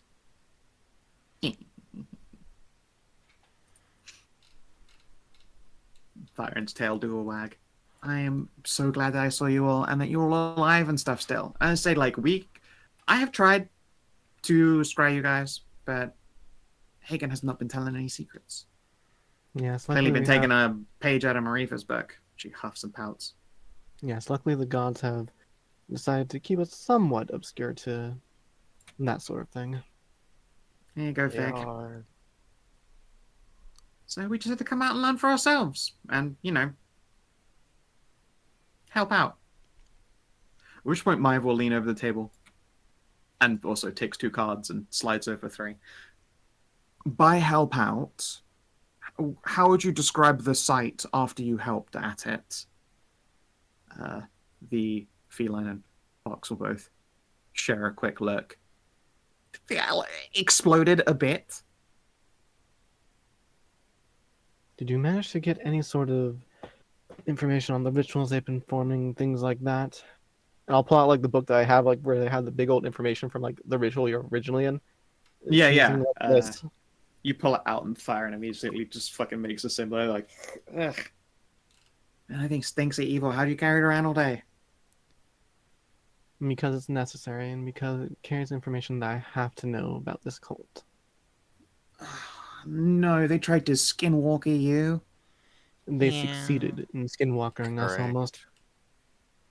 At saying that, you hear like the sound of Michael sitting up in his hammock as it creaks, and he's starting to reach towards a crossbow.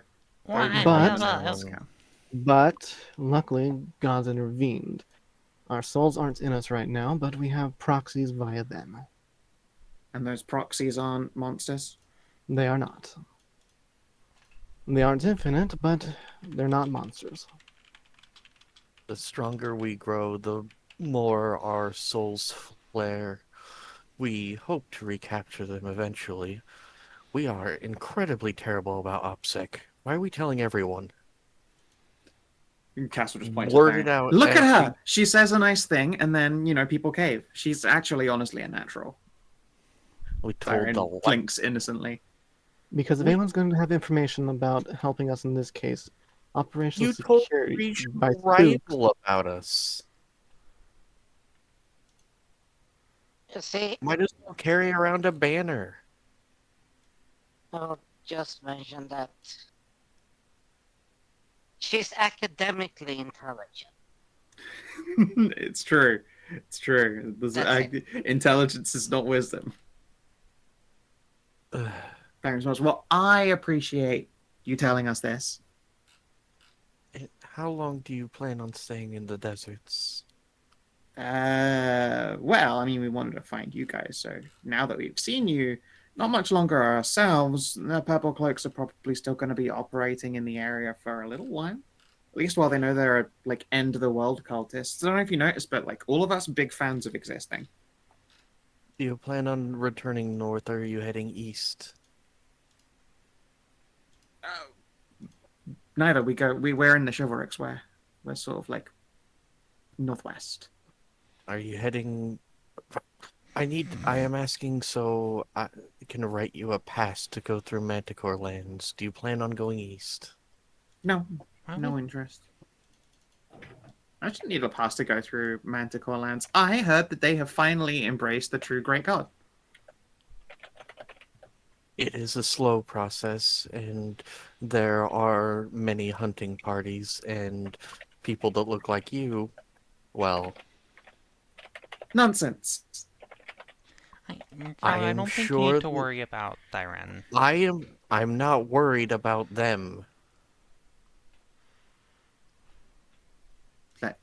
If they came to us with ill intent, then I would simply have a strongly worded conversation with them, and then they would understand that we are also worshippers of the great sun above, and then we would go in peace, and it would be fine and great. Heck, maybe they would even invite me over to tell them cool things at the church. I have a fantastic patter as far as standing up and producing sermons is concerned. Don't you worry about it.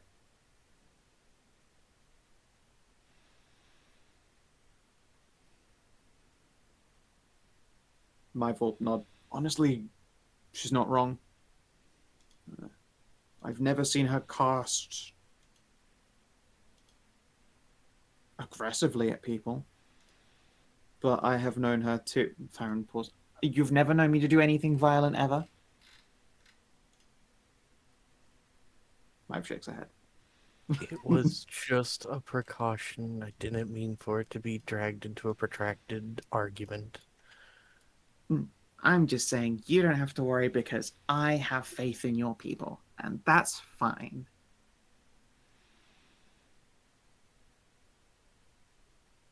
And Cass will grin is off to the side. And after meeting her, they would probably have faith in her. And she yelps. an unseen hand presumably having pinched her.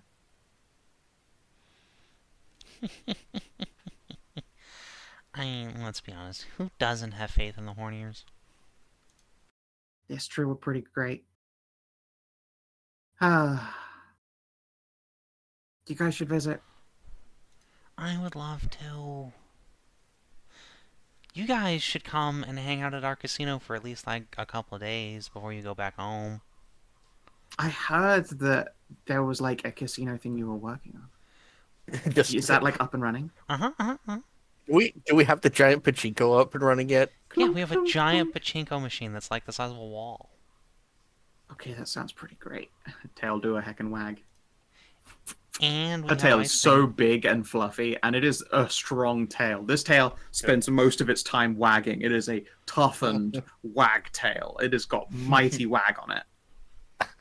My buddy Joe had a dog like that, and her tail wagged so hard because it was always wagging. It would feel like rebar hitting your legs when you're trying to let her go outside, Whack, like whack, right whack, on your whack, whack. right on your shins. Yeah. If Karin gets too excited, her ass starts getting carried away by the wagging of her own tail. Just wiggles herself off the bench. Yep. And yeah. They will continue to have tea and play a game with you and make conversation. Any other questions that you have to ask them while they're like, you know, getting introduced to being sociable and saying, yeah, we kind of like kill the whole load of cultists. Yeah, actually. So how are things in, like, the West? Do you guys have these cults popping up there too, or is this just, like, only in the deserts? There have been less, like, concerted, cultivated cult efforts. It's really hard for an organized group to take hold in the West because, you know, one true king, queen at the center of it all, and institutionalized series of knighthoods and a history of organized purgings, crusades. Crusades is just a nice way to put it, but, you know, organized purgings of outsiders and darkness-centric things.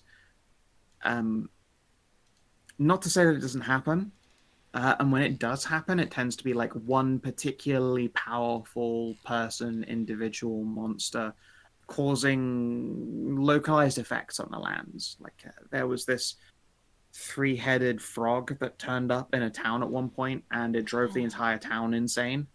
Oh no.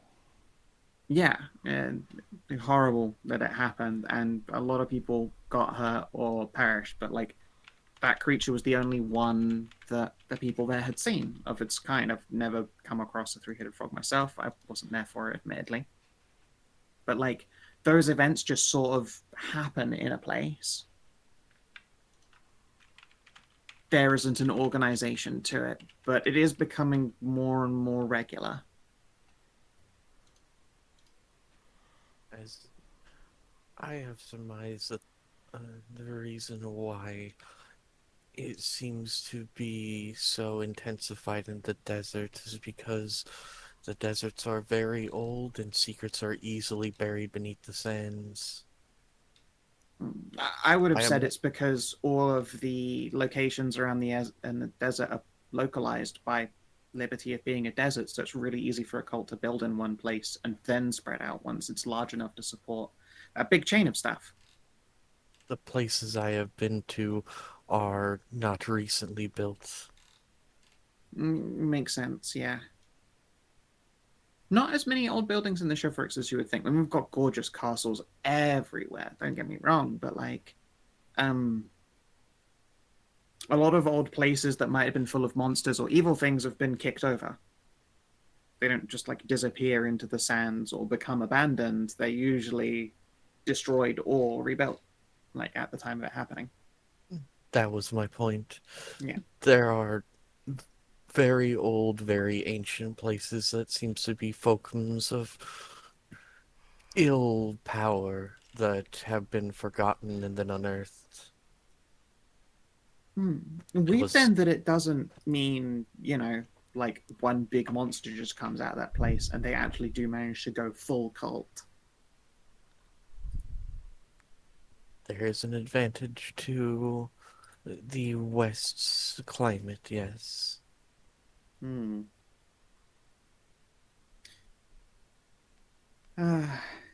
Clearly, we need to figure out a way to undesert the desert, you know? Working on that, have mild success about it.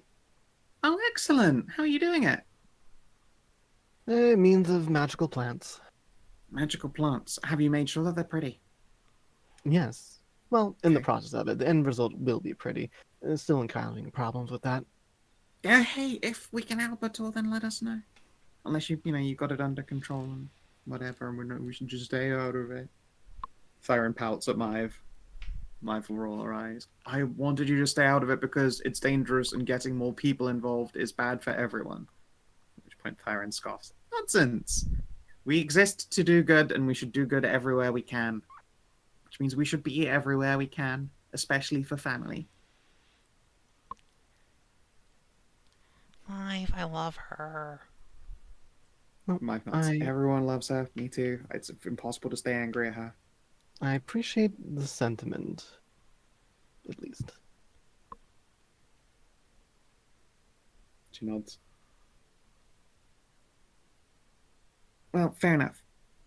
If you ever need magical things and stuff from the chivalrics, though, you should send a letter, and then they'll help you. We have lots of cool plants and flowers. We've got sand. Admittedly, it doesn't get as hot, but we've got sand. Probably grow flowers there. I have the initial typings of them. It's all about just making sure I work out the kinks in them. Well, I am very good at working the kinks out of things. The water cat beside her goes from pale to tomato in a record number of heartbeats.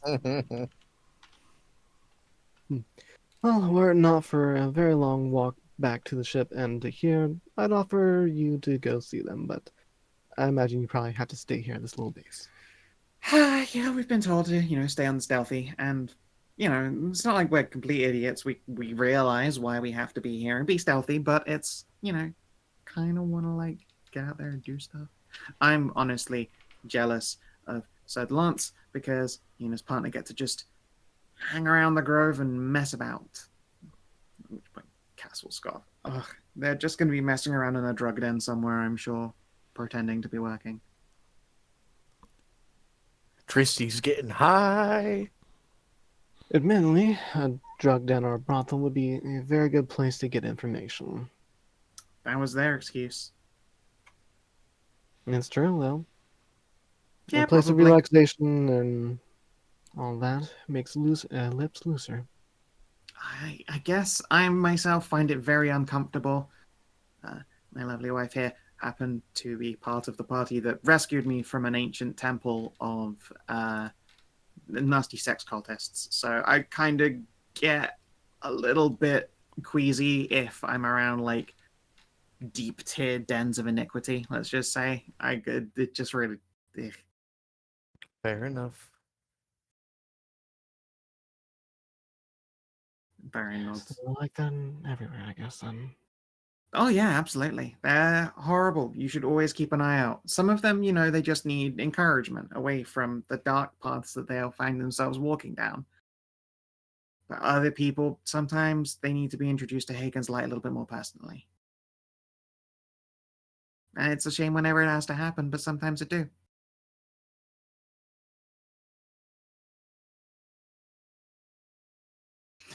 Thyron, you swear, just gains an extra halo while you're talking to her. Right. I'll keep that in mind, considering past experiences with them. Hey, if you need someone to talk to about experiences with that particular kind of darkness, then I am always here to lend an ear. And she will wiggle an ear at you pointedly. Sometimes talking about it just helps. I think I'll be fine. Well, if you insist, but consider my home a shrine to the needy. Of course. If there's nothing else, I believe I shall return to the ship and prepare for casting off in the morning. Okie dokie. Yes, we should do that. We have long days ahead of us here in that town. Okay, well then, good luck in town. I love you. Bye bye. And they will gently pack up the board game. I think Maeve with the 26 just about won. She wins Actually have 3 gold. advantage. Oh, you're right. She didn't have a source of advantage. That means Anai, you win. You win 3 gold. Neat. Clearly, it's because you managed to secure the brick economy really early.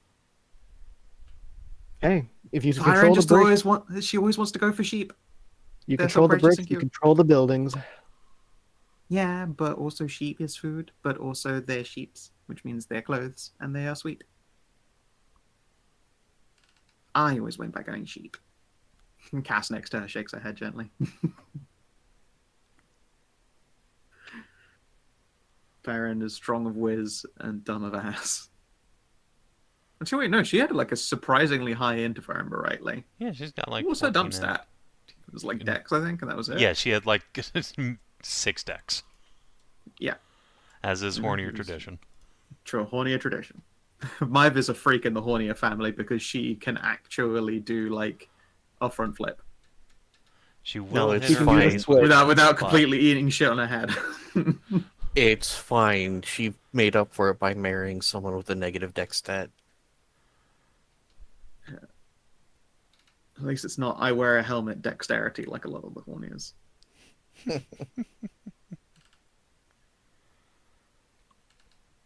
Yeah. If you are out of questions, then they will bid you good night and reduce the illumination once more. Thyrion, make sure everyone gets a hug. She is an expert at hugs, you guys. They are perfect hugs. Crisp, perfect hug. Like you, when you find yourselves walking back to the ship, like that warmth it carries with you for a while. Like She's got the HD2 hug emote down pat. Yep. Yeah. She is a good bean and compels others to be in a mood to give her a hug because she's great. Unless you're a huffy demon. And then she hugs you until she hears a snap. Ah, my precious bean. She's a good girl. I was excited to have her turn up after finally successfully, shit disturbing their way from the west.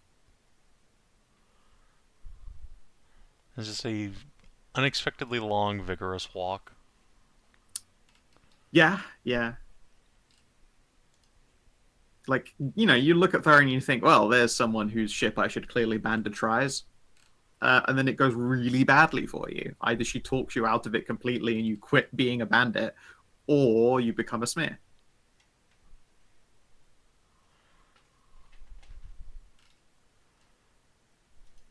There really isn't an in-between now that I think about it. Yeah, pretty much. Get obliterated. She is a woman. Parentheses with kindness. She is a woman of 2 extremes. Both of the extremes have a smiley face attached. It is true. Both of them are. Well, it's just capital R repent.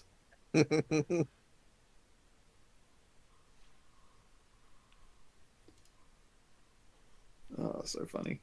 All right. Yeah, they will return to their ship, and you are given the opportunity to return your own. It's, like quite late by the time you get back. But you find you aren't as worn out as you think you would have been. Like, it's a casual walk back. As I say, like, you've been carrying this, like, unearthly comfort with you the entire way back after your hugs from Thyren, and you suspect that she snuck some kind of a blessing on all of you. Life size. Ah, that was really nice. It was. I love her. She is a fantastic aunt, and everyone who sees her falls in love with her. I definitely was very jealous of that when I was younger. But everyone falls in love with you when they see you. Yeah, but it's like a different love. Like, I'm a good girl. People fall in lust and then they fall in love. With Thyren, she's, hit him with the smile. Bam! Heart melted completely. And, I did in my youth go, oh, that's a really nice power to have. And I just didn't have that same vibe with me. I don't know. It certainly worked on me. No. I can see it in you. Ralu will pat her head. No, you both get hugs. Which, considering Cass is being carried, that means Cass is just fucking squeeze. Where he All according belongs. to Keikaku. Yeah, exactly. Yeah, Ralu didn't pick him up. Cass just jumps and expects to be caught. He knows where he wants to be. Carried like a Exactly. princess.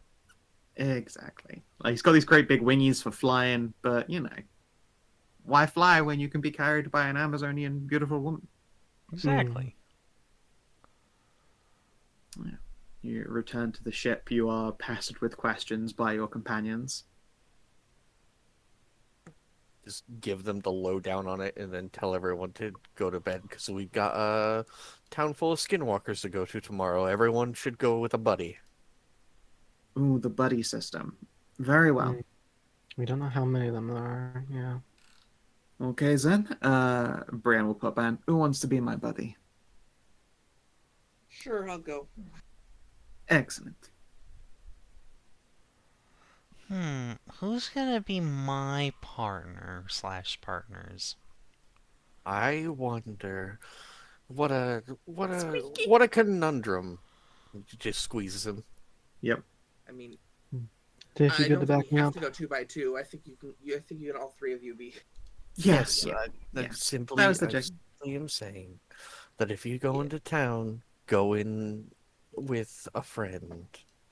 All friends. You got a friend in me.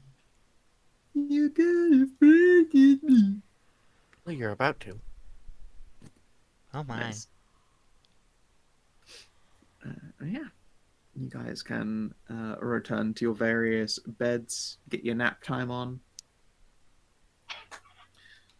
prepare for the rest of the journey to Passion Grove. After having do they grow found the passion purple fruit? cloaked black site. Do they have passion fruit in Passion Grove? That's They the question. probably do, because it's like, a couple 100 miles to the ocean, Gotta love passion fruit. which means that they have access to the jungle's goods via probably via Aquilea, which is this northernmost trade point.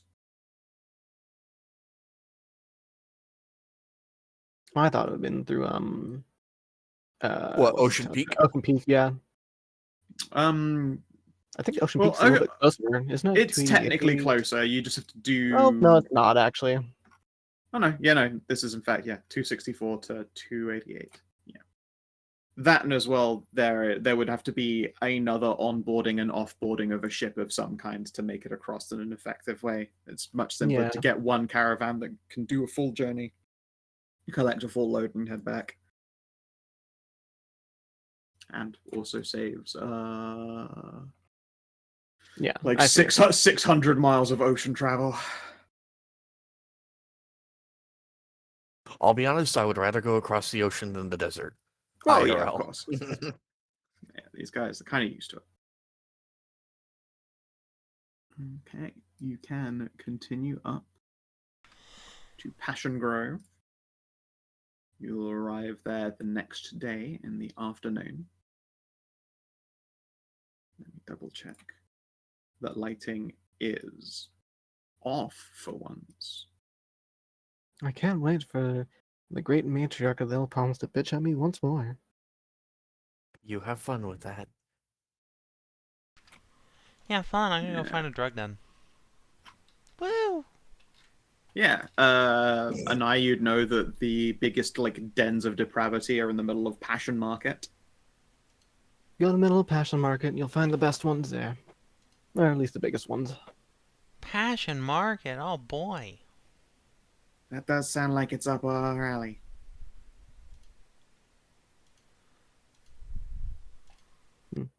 I have people to meet with and get our affairs in order for investigating here anyway. Again, remember to take someone or someone's with you. Yes, Tiff is accompanying me. And so is Tinker. Can't forget about them. Tinker will chirp musically.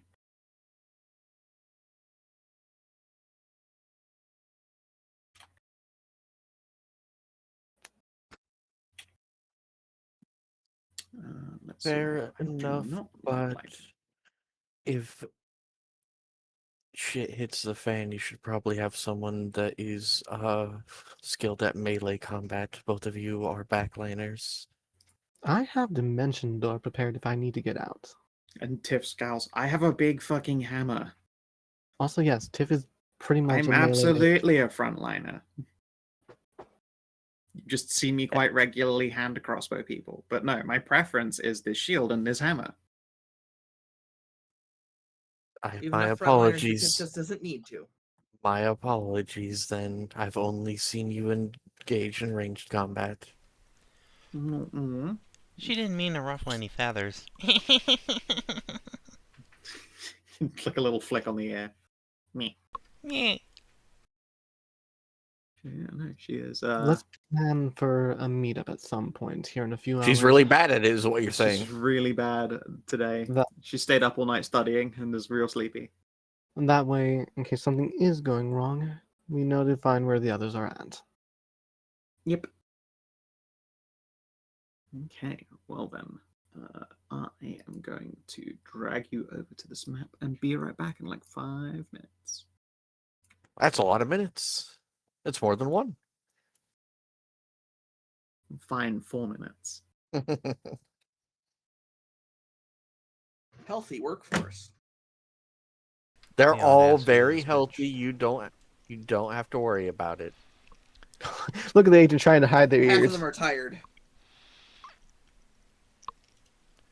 Hmm. Well, Oh my god. How is he still alive? What is he doing? He's like 70. Vampirism. I can honestly say when I thought it would have been like his son or like a grandkid or something like that. Yeah. I literally thought we were about to see what Tristy son or Tristy daughter would be like. Me too. Alas. Never ever get to retire. Yeah. Adonis did not come down to the deserts. I was expecting a very, very handsome centaur or a very, very pretty bunny. Oh no, I think he had ended up having kids with Hallie as well, but I kind of doubt it, just because, like, the one I remember is Fonra and Cass. Yeah. I think that's We have so many probably Casses. it. Yeah. And Fawn was only because she was in lesbians and wanted to have, like, normal babies. Just She was got like, the well, I double mean, head. if I have to. If I have to climb a 6-foot-something Amazonian redhead, I will. Really putting me out here, but... And back. Guess who found out they had a little bit of chili oil in their hands when they went to use the washroom? Yeah! Ah. Oh, the Bay family's also here. Cool. Yeah. So, overall, you can see that we have a great big company offices location. It's a large building with a number of like sideways branches where they handle all of the El Palm's logistics and like internal orders, commissions, that kind of thing. The El Palm, on top of producing gunpowder and Ephrodin, also produce like artisan tool kits and adventuring goods like the world over. So the L Palms are like the main suppliers of Adventure Mart back in like Dorado, then, aren't they? Oh no, they see Adventurer Mart as the like, yeah, they're the Costco to the El Palms like farmers market. Okay. Adventurers Mart don't do commissions for the most part. They do bulk goods, generic goods. You get your adventurer's kit refilled from them. The Alpalm will not. I mean, they could refill your adventurer's kit, but they would be the person you'd go to for your artisan tools or like specialist requirement, like consumable things. They refill your Masterwork Adventurer's kit for 50 gold apiece. Yeah, if you have like a Masterwork Adventurer's kit that just does Adventurer's kit shit but better, yeah, they would absolutely refill that for you.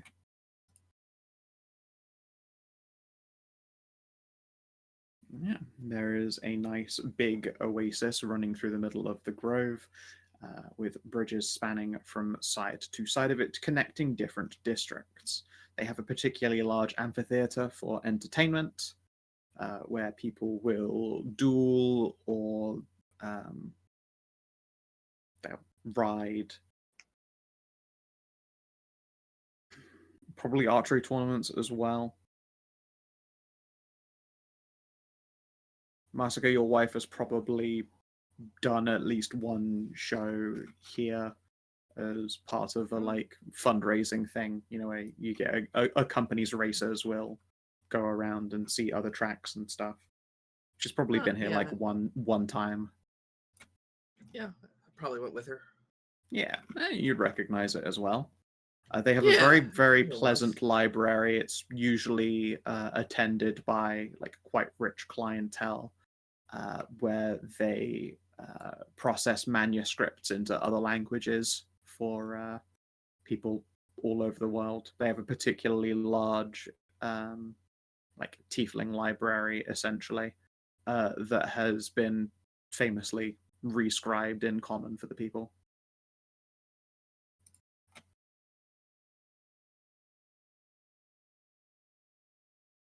Yeah. When you go to ground, you've been told Passion Market is where you will find the agent. Verono will be heading down there to meet them. Anai, you know this agent. You don't know her name. She's never told anyone her name because she believes in OPSEC. You see her, you call her agent because that's all you know her as. Yep. Agents worked for us for a long time. Mm-hmm. Agents worked for the Sabri family longer than you've been alive. Not a high bar, admittedly, considering your dad's like hundreds of years old, but you know. Yeah. Agent has been there for a long time, and there is indeed a casino in the middle of the Passion Market, where drugs and alcohol are free-flowing and in great quantities. Oh boy! I'm going there. Yeah, I'm gonna go yeah. to meet our friend, Agent. You have an agent just called Agent? Mm-hmm. Were they really called? Agent. Was that like spelt funny? So like there's a hyphen in there somewhere? No. Oh, We just that know was her like- as Agent. Oh. Fair enough. I guess that makes sense. You can't get blabbed about then. Precisely. You're not the only person who knows someone around here. Debbie, are you back or are you cooking? He is up because he is now idle on Boo. Discord. Well, there's someone Loam knows here, but that's a shame. I assume it's the Caravanserai person there, the Dakia. Yeah. Indeed. Yeah, so feel free to like drag your tokens onto this map and move yourselves to wherever you is. Oh, Oh, yeah, I guess we man. can just drag ourselves You from should like be able to. thing. Yeah. Okay. Guess we shall Great start with library the Wait, passion do you- market Do you drag it from the sidebar or? from the sidebar. Yeah. Oh, Drag yourself onto it. whoop! I didn't update my token.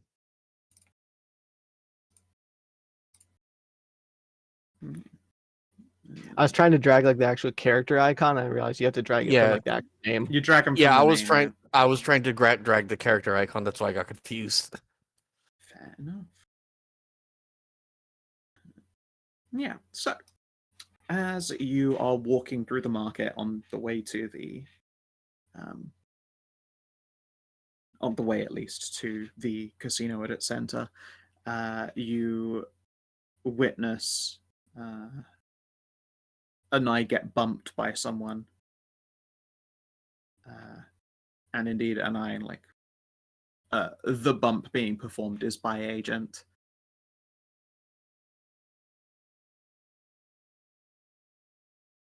As she saunters past you. I pretend I do not see it. Excellent, yes. Yeah, and she continues past you.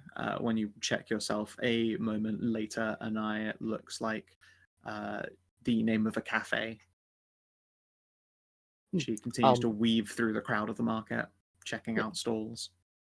I'll memorize what's on the little note and then burn it away with a little magic flame. No traces. Excellent, excellent. Yeah.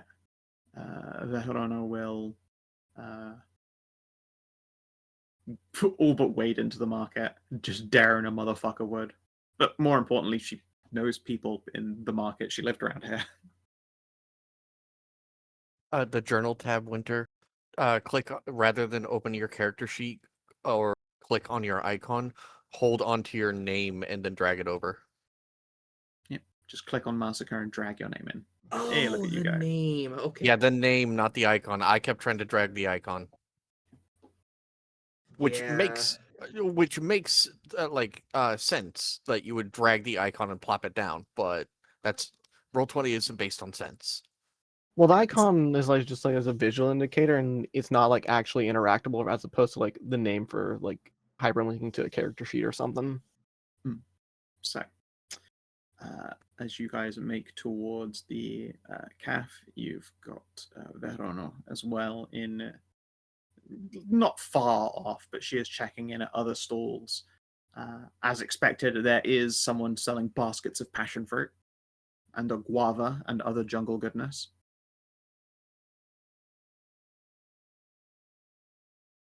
And Maeve definitely leans over and purchases a couple.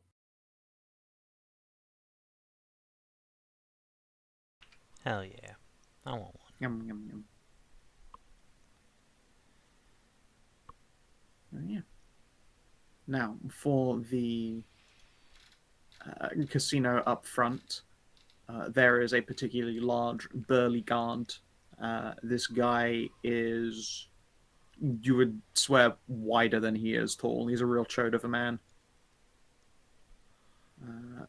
But he is wearing like a bright white robe and a nice, similarly like bright open turban. Stood near his umbrella at the entrance. He will nod as your group approaches. Welcome to Passion Casino. Do you have any kind of identification upon your person?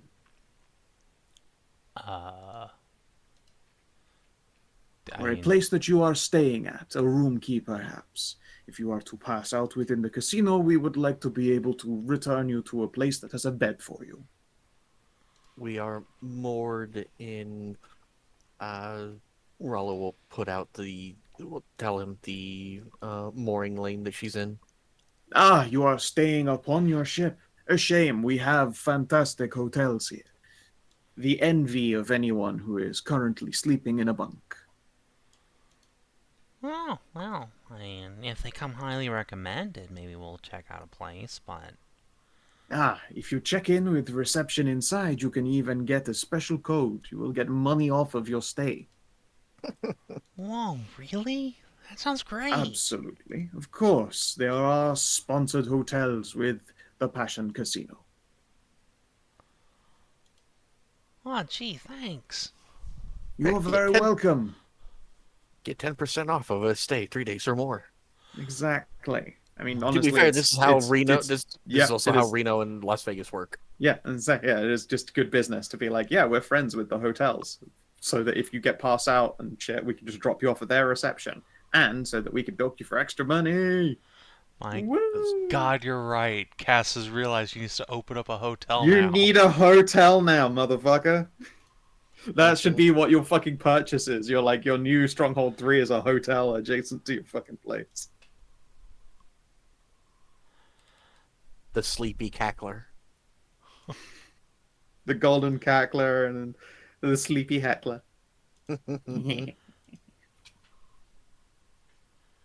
Or is it the snooze league? No, the EP cackler.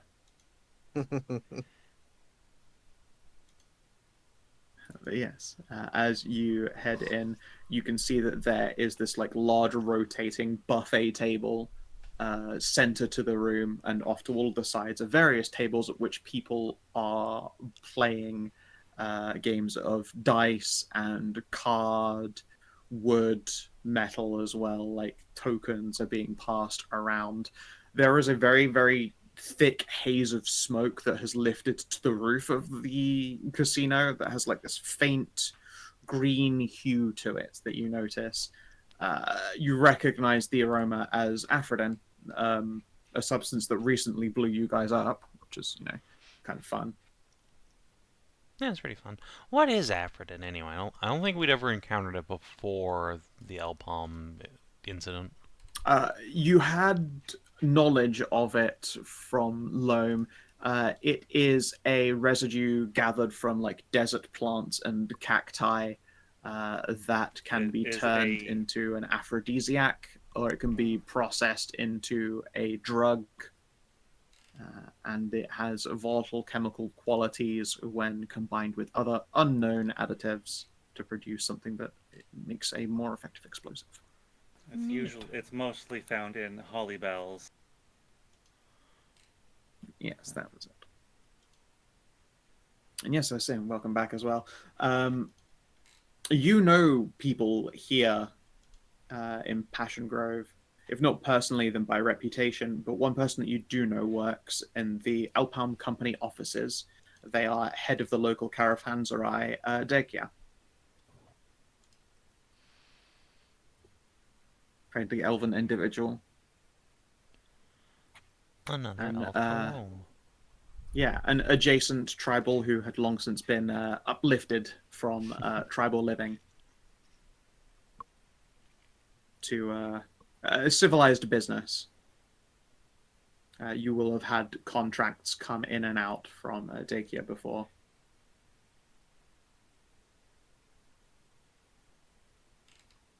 All elves have secret desires, Amxal, and they play on their faces. Yeah, Loam is just really, really, really good at hiding it. Yeah, her poker face is incredible. That's why I'm saying, like, she looks thirsty, but that's all elves. Some have a poker face, some have a poke her face. And that girl's there for a poke. But yeah, as I say, you've done business around here. You are not unfamiliar with Passion Grove, but it is, large and generally considered to be outside of your comfort zone. So your time here has usually been spent business only. Let's see here. Now, I mentioned, of course, there are many, many games of chance and a large central buffet. There are elevated like platforms above that buffet table that act essentially as a second roof. You can head up some stairway onto it, and you find that they have a particularly large bar for drinking at.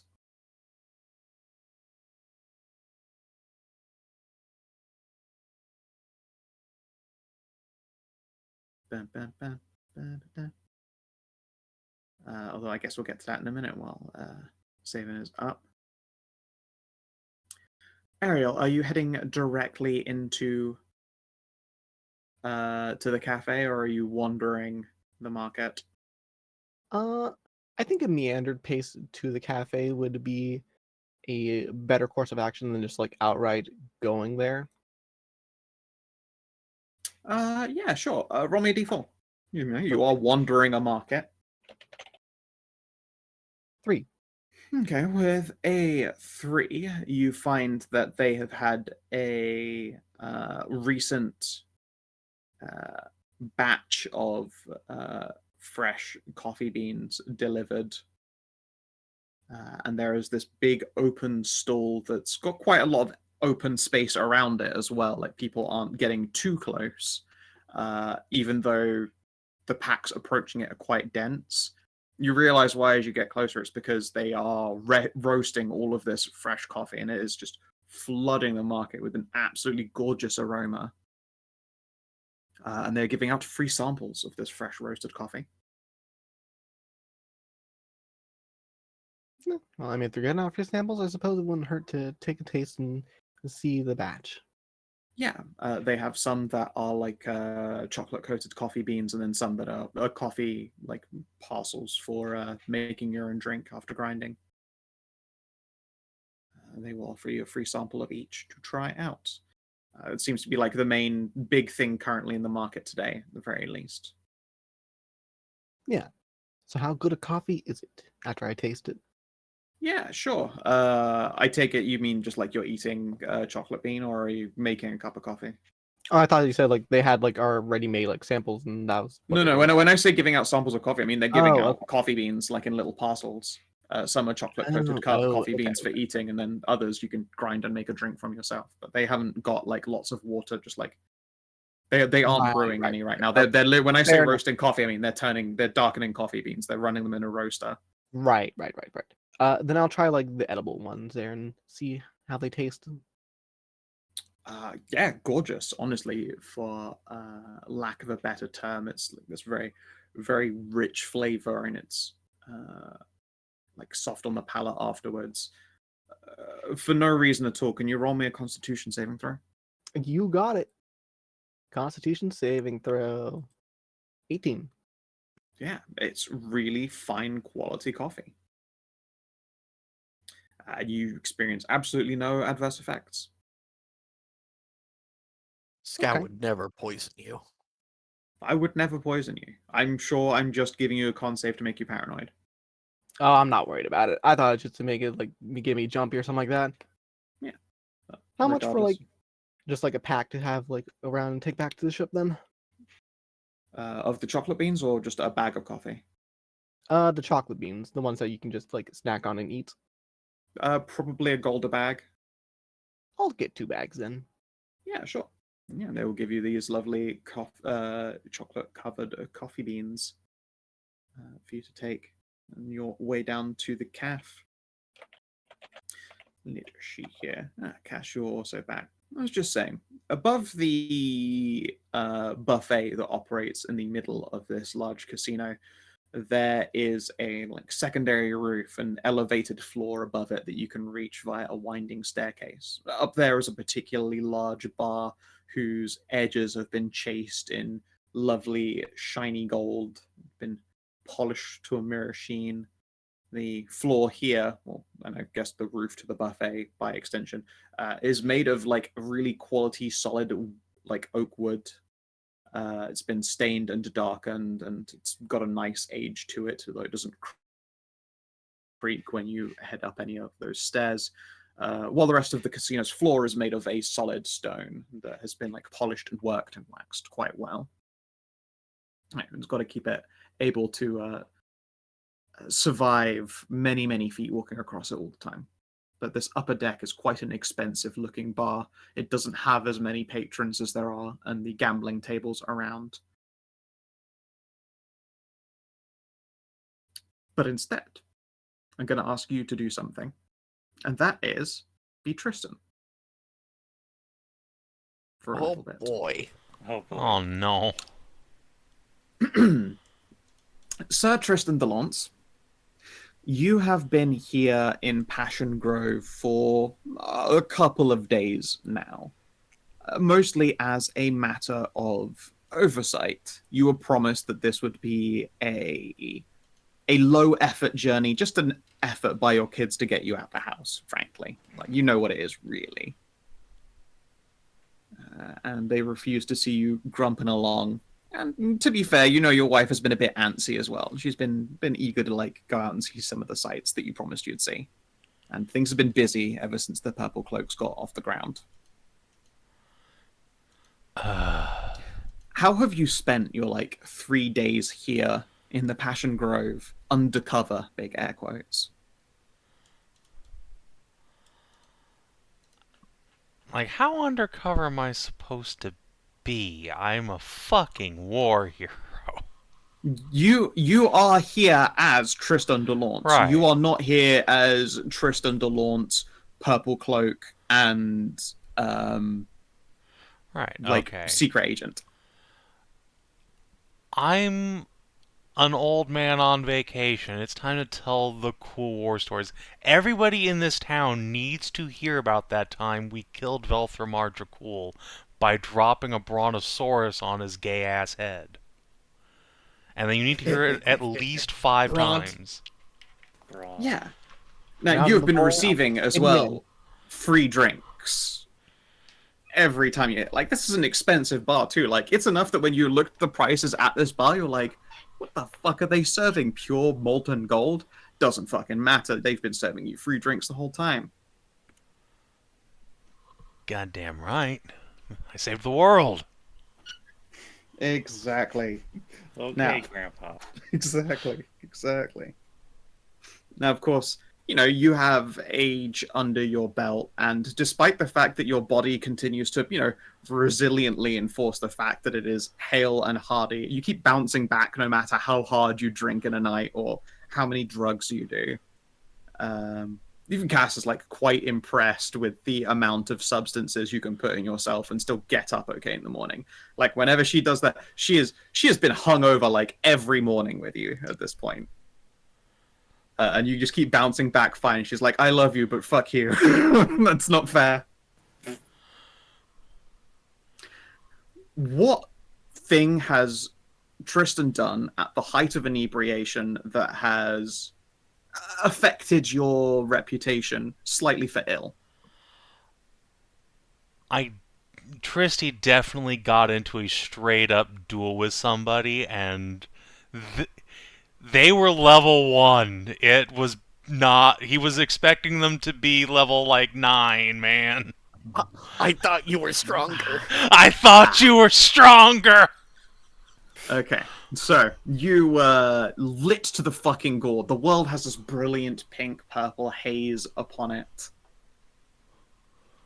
And also the world kind of doesn't seem to be, like, the ground isn't level like you remember. Occasionally you have to hold on to the ground to make sure it's still there when you let go again. Like, just to make sure the floor's still there, you have to hold on to it. It's just careful. You don't want to fall off. Hey, I don't want to fall off the world.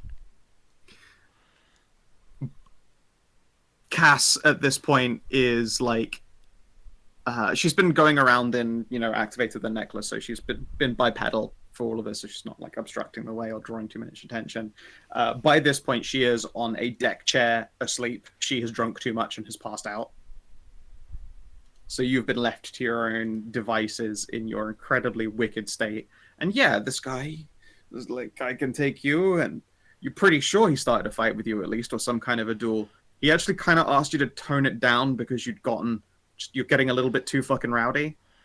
He insulted Cassiopeia's honor. Clearly.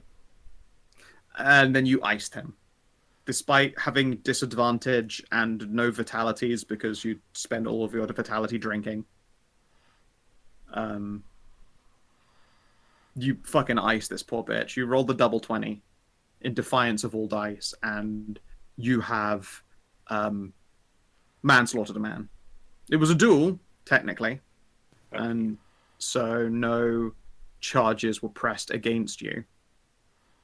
But now, after your like 3rd or 4th day in, people are, if not tired of you, they're at least wary of you. The drinks are still coming in free, but they're not coming in fast like they were on your first few days. These pussies. Yeah. This is just what happens when they finally see a real man in action. Everyone out here's soft, is baked like dough in the desert heat. Castle pinch your ear. I cannot believe, though, that you are drinking a, what is that, 12th mark? Your 12th margarita? The 12th that you've seen. If you stab another kid, though, we're going home. He wasn't a kid. It was an might elf. as That well- was probably 60 or 70.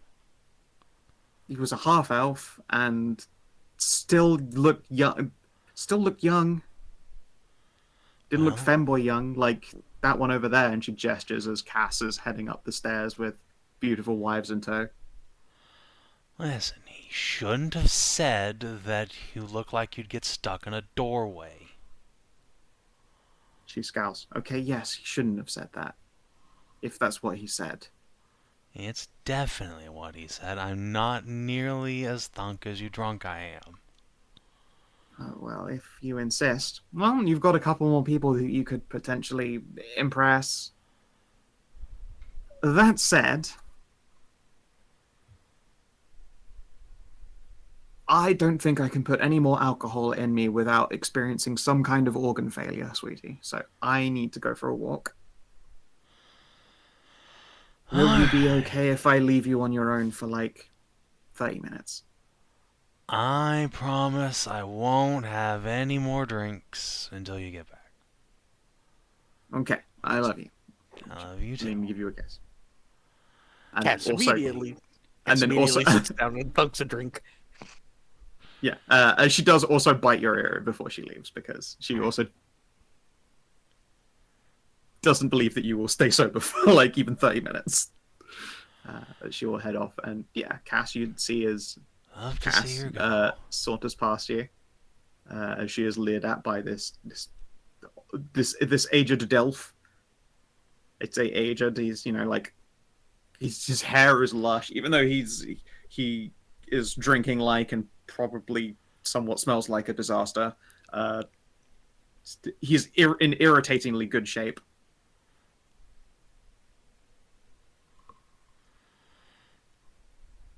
Yeah. Tristan, you see these three come up to the bar and sit down quite close to you, actually, and they're giving you all they're all giving you an interested look. Kierwin on the other hand, Hornier, what are you doing here? Am I? My I don't know yelp. who this old man is. Well, I mean, you've seen this drunken thing, like Miva's like tugging your arm, so like Miva's recognized, and then yeah, Tristan shouts at Kieran. There's a yelp from Mive. Well, I am not Kieran. I'm Mive. Hi, it's nice to see you, Tristy. It's been a long time. I can't believe how Mive? good No. you look for your years. No, you can't be Mive. You're Mive's this tall. Tristy will point to his hip. I super used to be, but I'm not. I'm this tall now. I know, time keeps passing. You're looking incredible. Despite my best efforts, yes. So I've been told. Well, I would like to introduce you to my lovely husband, Cass. No, Cass just left. You can't be married. Oh, this one's a Cass with a K and an H at the front, and it ends in Idi, not Eopia. Different Cass. This one's my one. Alright, you can have a Cass too as a treat. You and Thyra. Yay! Excellent. Now that I bet is even more confusing because she is a CASS Cass, just doesn't end in Eopia or Idi. Or does she? Just says end in Idi. I thought it was an Andra, but Oh, you're right, it is an Andra. Man, we have a lot of Cassi. Well, this one's my one, though. There are many others like him, but this one is mine. And there aren't many like him. I mean, look at him. He's precious and different. And she squeaks him and holds him up. hi. Alright, hello, young man. Place. Cast down. And this is my wife, Ralu. Yes, I know, lucky me, married 2 people. Ralu will give him a nod. Tristy Now, will Ralu thump here. fist on chest. Yeah. Ralu here is a dyed-in-the-wool soldier, like, been out on campaigns under the beating sun, wearing armor, just melting away, fighting monsters of darkness soldier. Proper bred and brought up for it. Captain I don't think Ralu- she would believe half the stuff you have to say still. Captain Ralu of the 5th Legion. Pleased to meet you, Mr. Tristan DeLance or Inspiris, whichever you'd prefer. I thought you were using Delance while you were here in the desert, but sure. She like looks a little uncomfortable as you say your surname out loud properly. He's so drunk he doesn't care. This is He don't give a old man. shit. This is old man. OPSEC. He don't care. He don't give a fuck. It's true. It would be more suspicious he was trying to hide it. That is a good point. Yeah, So- sure. You know what? You're right. Yeah, Masika wouldn't have would have introduced you as Inspirus anyway. Delance is the nom de plume of the I leader would've? of the purple. Masika? You mean Mive. Mive? I'm tired. One yeah, fox sorry. is as good as Mive would have introduced as Inspirus. You're right, actually, not Delance. Delance is the nom de plume of the leader of the purple. Probably will raise a hand to the bartender. So what are we drinking? Too much by the look of it. Listen, this shit apparently can't kill me. So therefore, there's not a too much threshold to pass by. And have you been trying? Goodness. Sounds like every legionnaire I've ever met. Do you have anything with passion fruit in it? Raul will say. She turns to the bartender. The bartender will smirk. Honey, you're in a place named for passion. If we didn't go out of our way to acquire far too many passion fruits, we'd really be letting a lot of people down. Might I introduce you to a sunburst in red? It is a gorgeous cocktail, very passion fruit heavy. Pour, please. Excellent. Would that be 4 in a pitcher or 4 individual drinks? Oh, you serve pitchers. I would like a pitcher, please. Very well. And yeah, you will watch as she gets a selection of frosty juices out of a bucket that is like shimmering and steaming as though full of ice. You don't see any ice in it. And then she will mix together a gorgeous drink that appears at first to be a deep red, but the moment she splashes in a bunch of thick passion fruit syrup and liqueur, it bursts through the colorful deep red like a burst of sunlight in orange. And then she will And let me guess, topped with grenadine to make it look like a sunset.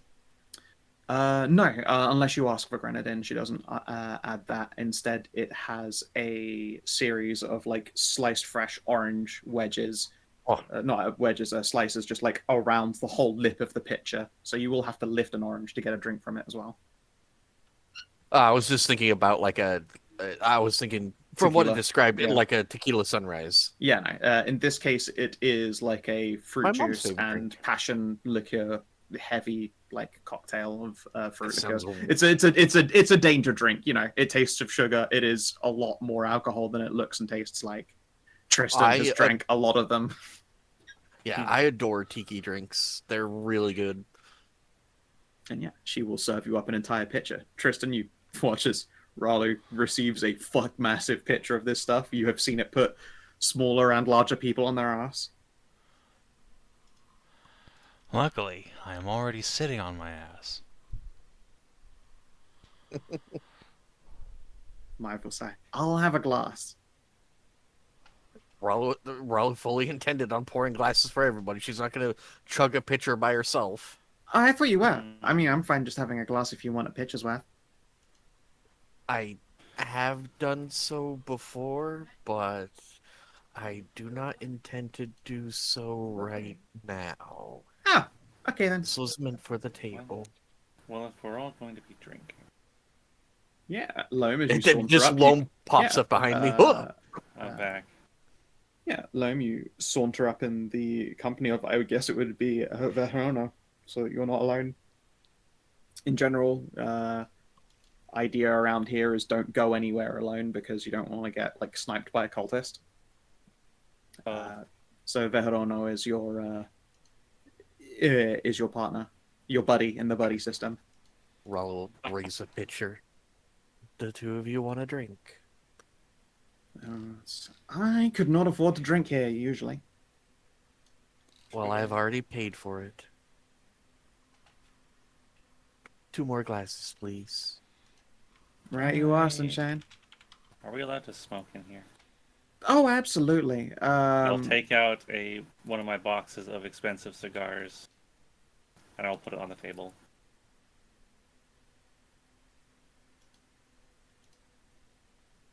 Tristy, you recognize these. These are Zubans.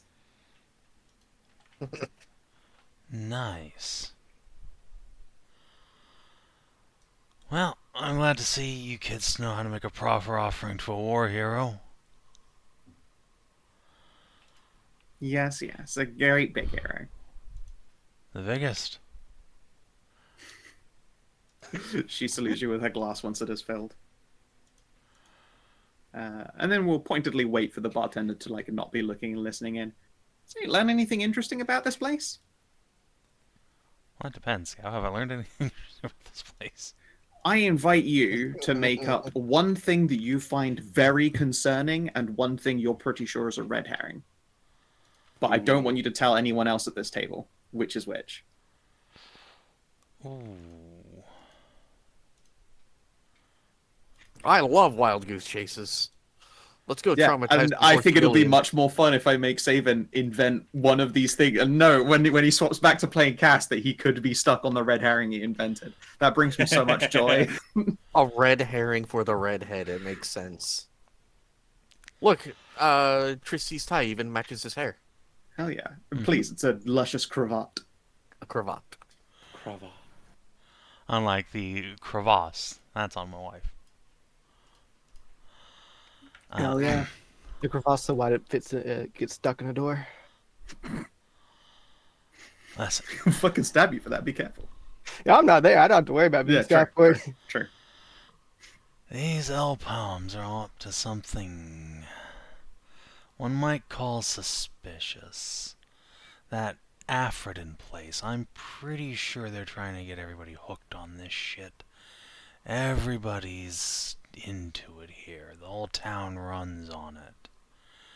And I'm getting 95% sure there's something more than just your garden variety fuck drug in there.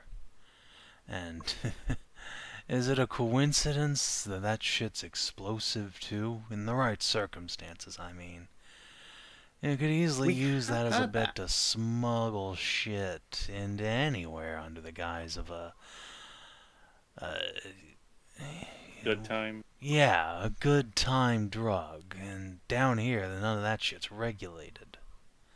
You'll have no laws. That's how this shit can just get in anywhere. Makes sense, at least. We've seen it turned into an explosive, actually. Cass and Ralu actually got caught in an explosion of it. Yeah. Now imagine they're gonna start smuggling this shit into, I don't know, that big city off to the east, Dorito.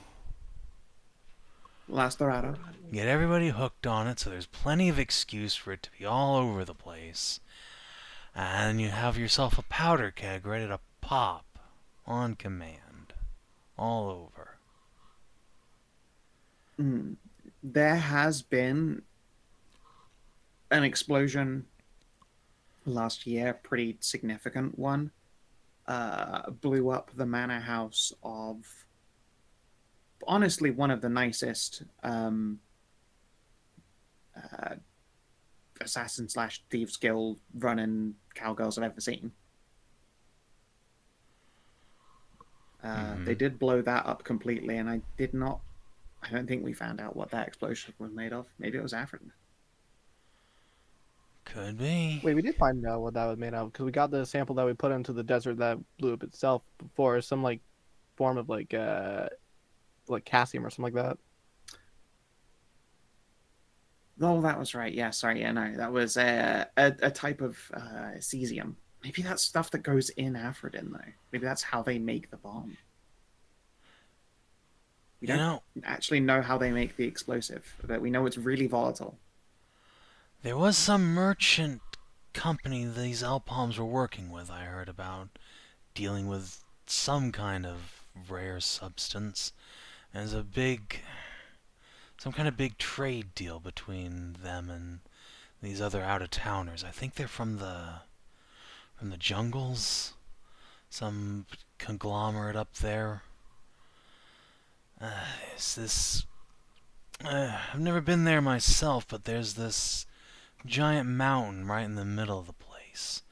The Eternal Guardian Witch runs it. I'm pretty sure she's got her hands involved in this. Moving materials down here to keep people from coming up there to take it. You know, sell them what they want so they don't decide, well, it'd be easier and cheaper just to go and take the place. Anyway, one of those conglomerates is moving some big stuff down here. The Elpalms are mighty interested. Got a bunch of hired swords coming in too. Like they're afraid of something. Or maybe they're just gonna take it. Afraid? I've seen that fat bastard who runs that place. Carnival, something like that. Fucker with 3 chins and no beard. He's sweating. He's working the rider's mustache. Climbs into the sideburns. Wicked. And look wicked on a man half his weight.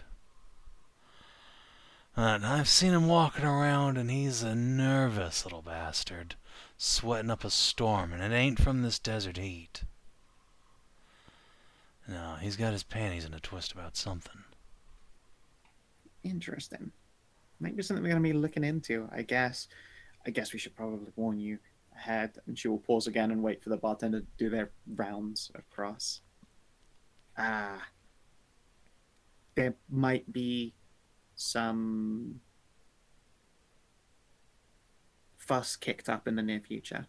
Verona will point her hand up. Elpalms kidnapped me, stuck me in an orb and tried to make me blow up a merchant family. Well, fuck them then. Exactly. Apparently not all of them should be fucked, though. We've got like one potentially friendly person. They aren't here, though, so, you know. Well, do you know how deep this corruption runs? I was pegging them more for just regular merchant corruption, but if you're sure it was an Elpalm who'd done it.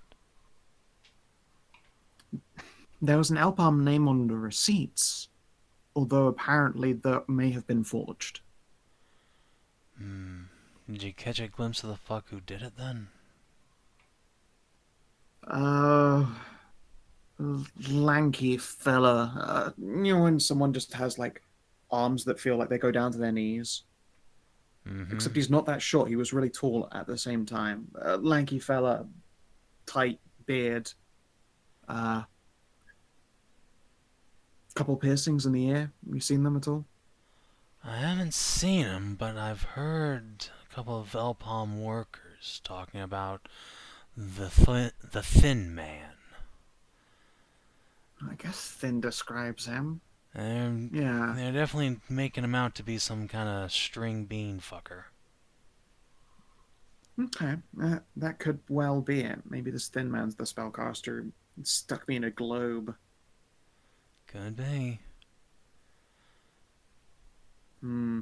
And if not, he's certainly up to enough shady shit to get even Elpalm workers up, a little more than concerned about him. Well, Yeah, oh. Welcome back, hi.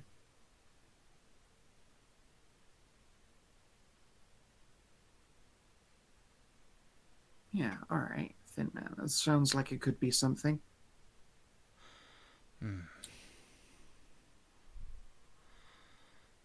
Myve will look to Ralu and Cass.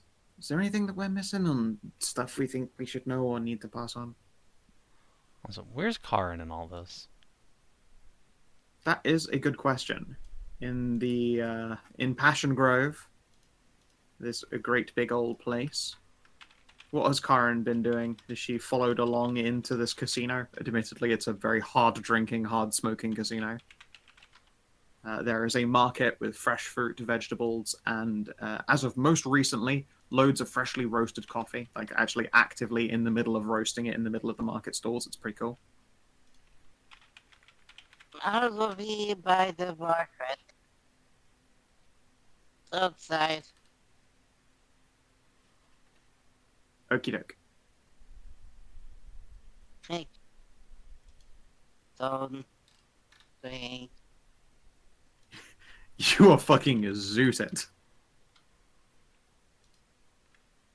What?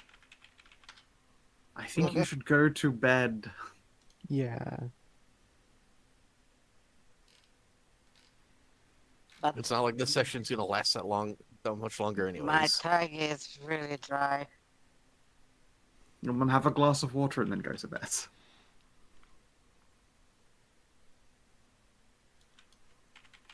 Because I barely understood any of that, which means you're... I didn't understand a word of it, really. Yeah. Okay. Feel better soon. Good night, Hedrah. Yeah, sleep tight. Right. Don't forget. Yeah. Yeah. don't forget the yeah. All right. Don't forget. It thinks you forgot. Yeah. Honestly, if I were in that condition, I would also troll people by saying "don't forget" and then leaving without without the follow up on it. I was hoping that's where that joke was Yeah. going. I think it not ending in the joke and just being is even better personally, but you know. Yeah. Poor thing. For those unaware and watching the episode, Hedrah is on some post-surgery, like, fucking real good shit. And it has turned her brain to pudding. Yeah. Oh, goodness. Alright. Let's see here. Karin's going around the market and keeping a vague eye on what she perceives as the warehouse next to the distillery. I believe she tried to say warehouse, which makes sense. Seems like something she'd be interested in. Yeah. Hopefully Tristan has a chance to bump into her, because he's met her before. Yes, Tristan has met Karin. And she does not remember, which is the funniest part. Yeah. Oh, man. The hero Karin She you have was met. pink back then. Yeah, when Karin was a badass and saved a whole pocket dimension. She saved a hub for she was this bright pink bear and she was shit-housed drunk and Tristan was like, I think this bear is awesome. So would he recognize her as that bear? Because she's different. I mean, how many bears do you know? He's probably seen her, and he probably seen her shifted down when she was drunk, just shifting back and forth. She did shift a lot, yeah. No, I'm human. Oh no, hang on. What? To encapsulate what Tristan says. No. Yes, Tristan has mentioned that there is a shady deal going on, and that deal has been extended with the jungle, and it's over something serious. Lots of guards, very nervous people, and has, correct me if I'm wrong, noted that the Aphrodite business has gotten out of hand, especially since it's unregulated. He suspects people are using it as a means to traffic the explosive compound part of it more than the get them zooted compound. Correct? Yep. Yeah. The Thin Man is the Thin Man is potentially who stuck Hedrah in an orb, And might be part of the shady dealings. yeah. Right. Okay. At the very least, people are scared of him, and since there are scared guards, it's possible that's because the Thin Man is amongst them. Right. Okay. I just want to make sure I have the lines correct out from it. Yep. Let's see here. Okay.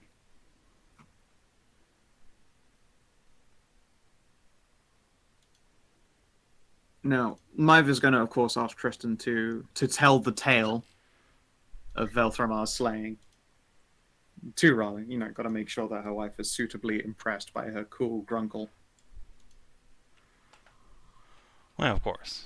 It is time for the, twice daily recounting of the saga of Sir Brand.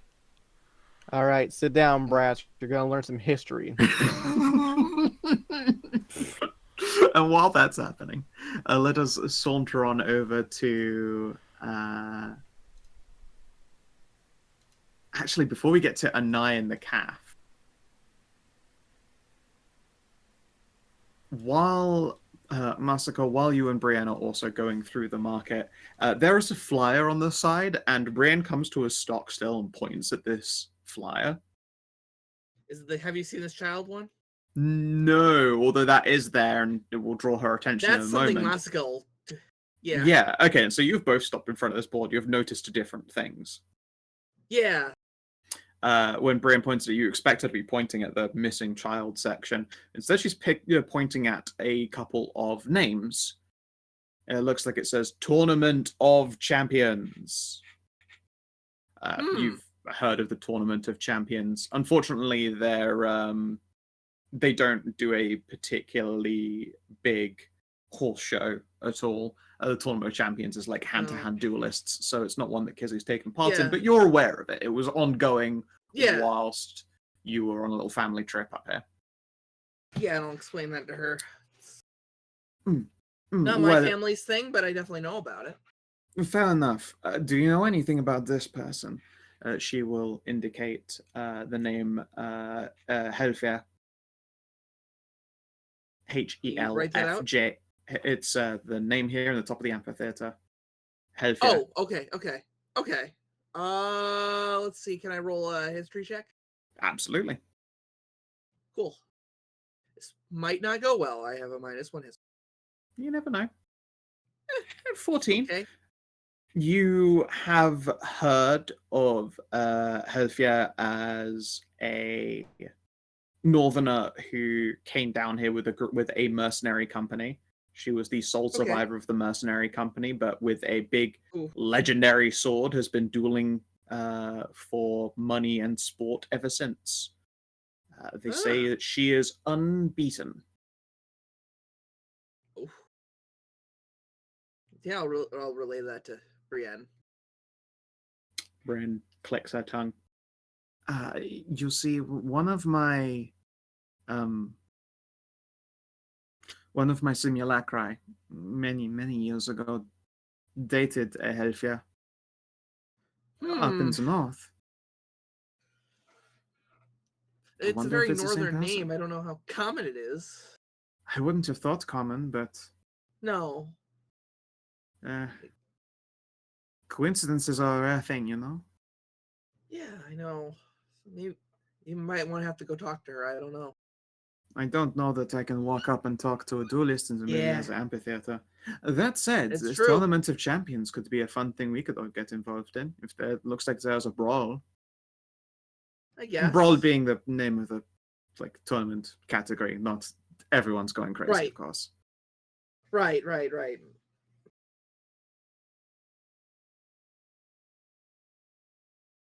Maybe something. It's never been my thing, but I'm sure the others come would be now. interested. I'm sure, a little chance to stand in the very same circle that your wife admittedly rode in, but still. It's just Don't worry, she's not really going to. You do not take part in the tournament here. I'm mostly just memeing on you.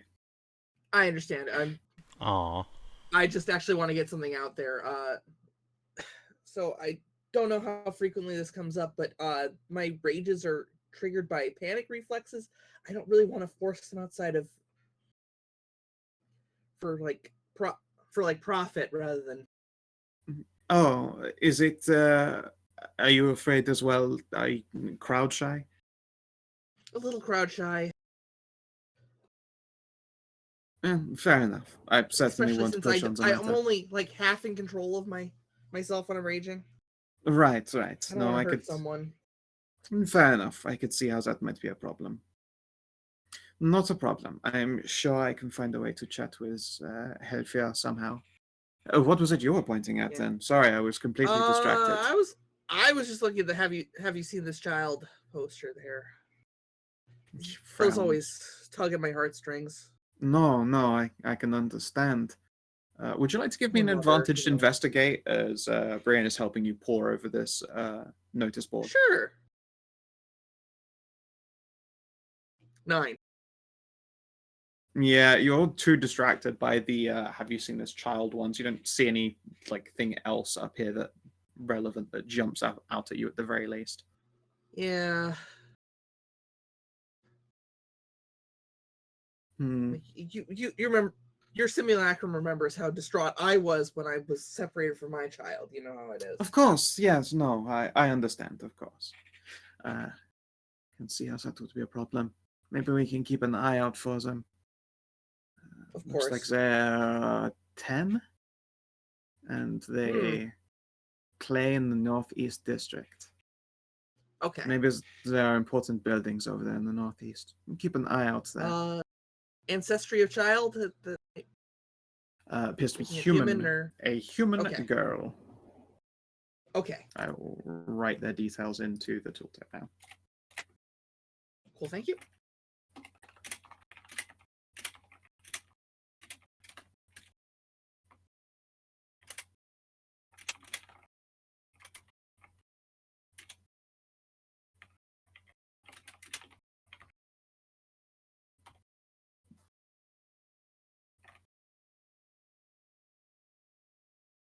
"10 years old, human girl, brown hair, tanned, plays in the Northeast District and answers to Nessie." Oh, Nessie.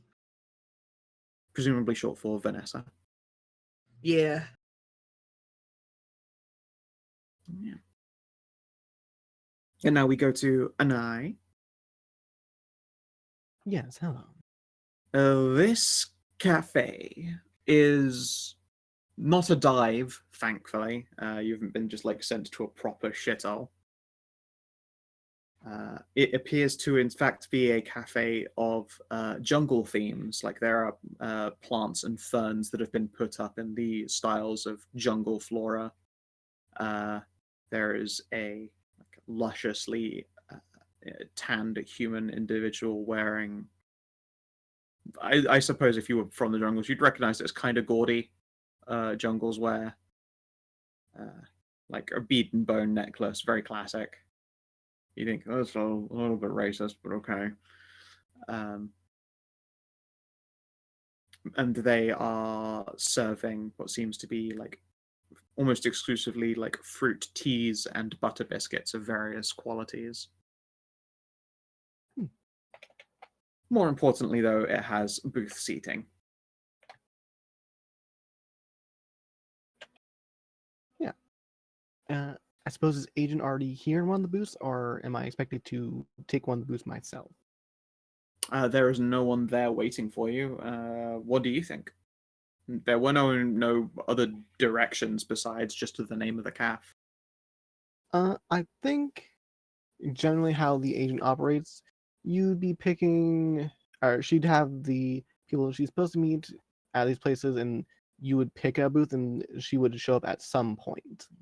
Yeah, makes sense. And I will pick out a booth relatively in a corner or something like that, or something that's just, not quite as open. Fair enough, yeah. You pick a nice corner booth in the Jungle Cafe. Yeah, and I'll order some, some just special stuff or something like that. There's just the regular specials they have there, whatever drink and biscuits or tea biscuits and all that. Yeah, they will bring you what they call a mango herbal tea.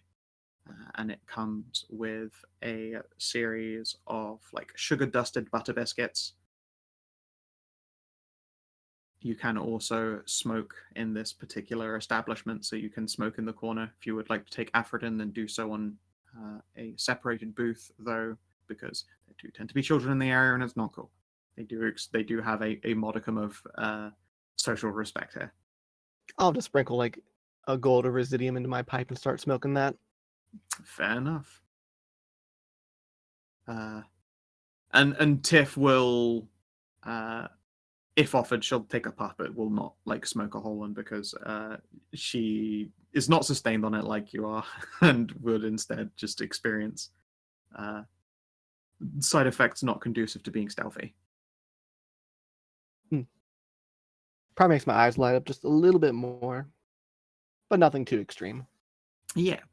And yeah, they bring you tea and biscuits. And you look up, and the person who served you tea and biscuits is a fox girl wearing long arm sleeves, blonde hair, tribal wear. You can see like teeth and bones hanging off of a necklace. However, you can see the gold beads that make up her sash appear to be real gold as opposed to faux. As the agent hands you your drink and biscuits, you notice that there is some parchment under the plate. Yeah, I'll just continue going about eating and wait for them to walk off and take their next orders, and then I will slide out the paper and put it into my book so I can just read it while it's in there. Yeah, Tiff will like do the old classic head on her shoulder so that she can look over and read it at the same time. She'll also whisper, "That's the same fox, right? How did she get here before us? Get changed? Whatever." Oh, it's just classic Aggie things. Aggie? I bet she hates that. Maybe. Me. And yeah, there are a series of notes written in here. They are the same things that Tristan has told you, coincidentally, but there are a couple of extra fun ones.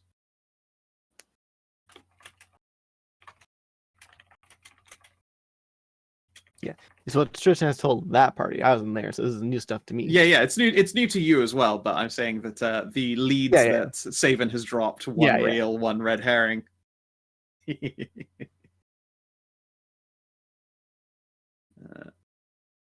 More people have gone missing than expected. There might be a slavery ring. Not a common thing. Slavery's been outlawed ever since it was thoroughly abolished violently in the north. People were none too fond of that in the rest of the world as well. Sort of, it had its resurgence briefly. That resurgence ended violently. I can tell you that one definitely concerns Anai. She's probably thinking it's not slavery and more cult sacrifice, really. El Palm have been bribed by the church, also of One for All.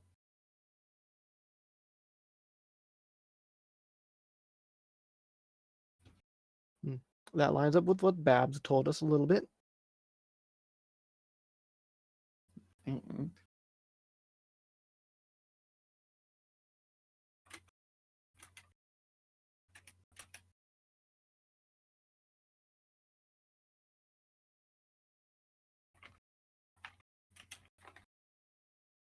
That last one is probably for your dad. He will get a sending later tonight that there's that stock crash expected to happen on metalworking supplies. Yep. It will thank you for passing that along. Saves agent, running a bird up. Sending is such a useful spell. It really is. He probably has your father probably has like a set amount of sendings that he can do in a day, so he has people on different schedules across a week. This way he gets to learn from agent, before her, whenever her expected sending check-in is, 2 weeks from now. Yeah, exactly. If you've got a lot of employees, I feel like the logistics of sending start to feel like a really stretched thin thing if you want to still be able to be social with family, etc. I would think so, yeah. She gets a 2-week check-in. Yeah, gets to subvert that. Excellent.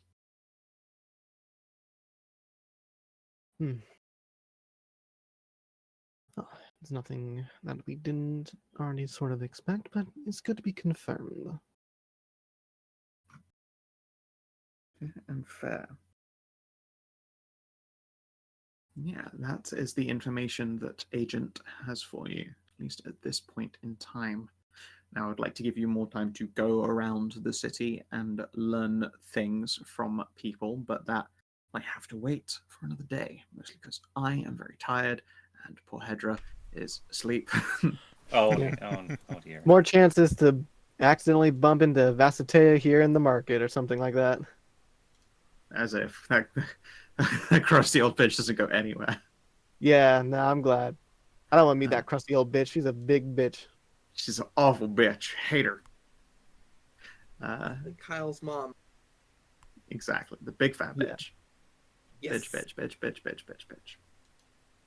How does Cass feel about me meeting Tristan? He's so cool. He's fucking sweet. At some point, Cass turns up again, and you're like, "Oh my god, she's so adorable! What a lovely lady! She's so patient with her very drunk husband."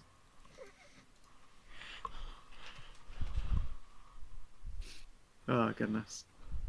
Yeah, I think it's time we go to Exprents. Yeah. Lot to do here. Experience. Yeah. Did you save an innocent life? No. I don't believe so. Solo or treacherous No. encounter? I don't think so. Learn something new about the world I actually journal. Many things. Purple cloaks. Yeah, the Purple Cloaks are an organization invented in the Chivalrics, put together by the, admittedly, Tristan and Spirits' nom de plume, Sir de Lance. Purple clothes. Tristy invented the Special Activities Division. The whole- Bet your Yay! fucking ass. The whole other, The sad. Yeah, the name The Sad didn't catch on.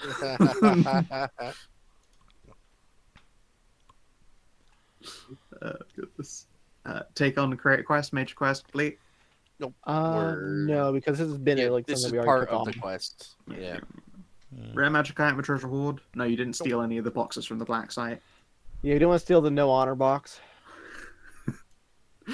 Kind of sad no one asked them about the no honor box. Look, it said there Look, was I no wasn't- honor to be gained Oh. there, so It's true. Look, It's true. I wasn't told about the no honor box, so I don't know. That's what's true. there. Yeah. Yeah. Ralu is only two people know. Honestly, and like, neither of And them know. neither of them are Nox. I thought about bringing it up, then I was like, oh, people are gonna get obsessed about this thing. It's gonna be a whole They're thing. gonna really want to look into They're it. gonna Yeah. really want to open the honorless box. I'm just not gonna say anything. Very fair. Very fair. Killjoy. So that's 1 XP, everybody. Yeah, it looks It like one. is. Yeehaw. Well, Oh, wow. it's more than 0, so It's more than 0. You've One. beaten. You're above the bar. How much did we get? One? 1. One. One. Are we at One. 309? The bar is literally in hell, but As long as we don't ever lose experience, we're fine. yeah, if we do so No, I badly, do. this I actually do reserve the. takes I away- do reserve the right to hide that punishment one day. We If you face guys, it. if you guys just spend an entire session pushing my fucking buttons, I will take any. I will just give you a negative experience session. Thankfully, none of you have been that psychopathic, and we're okay. I don't We're think cool. I could Yeah, be we're that not, still we're not that friends. kind of group. Yeah, you thankfully aren't the kind of group where I'd be like, I'm sorry, but you've been too rambunctious. Someone has clearly cut your Pepsi with too much rambunctious moxie. I'm gonna turn myself into a succubus, then throw a bomb into a fucking portal and blow up a city. Smiley face. Come on, let me just do a whatever kun thing. I've only done half of that. Yeah, I was gonna say you guys have bombed a dimension. You have become succubi. But never We at didn't do it at the same time.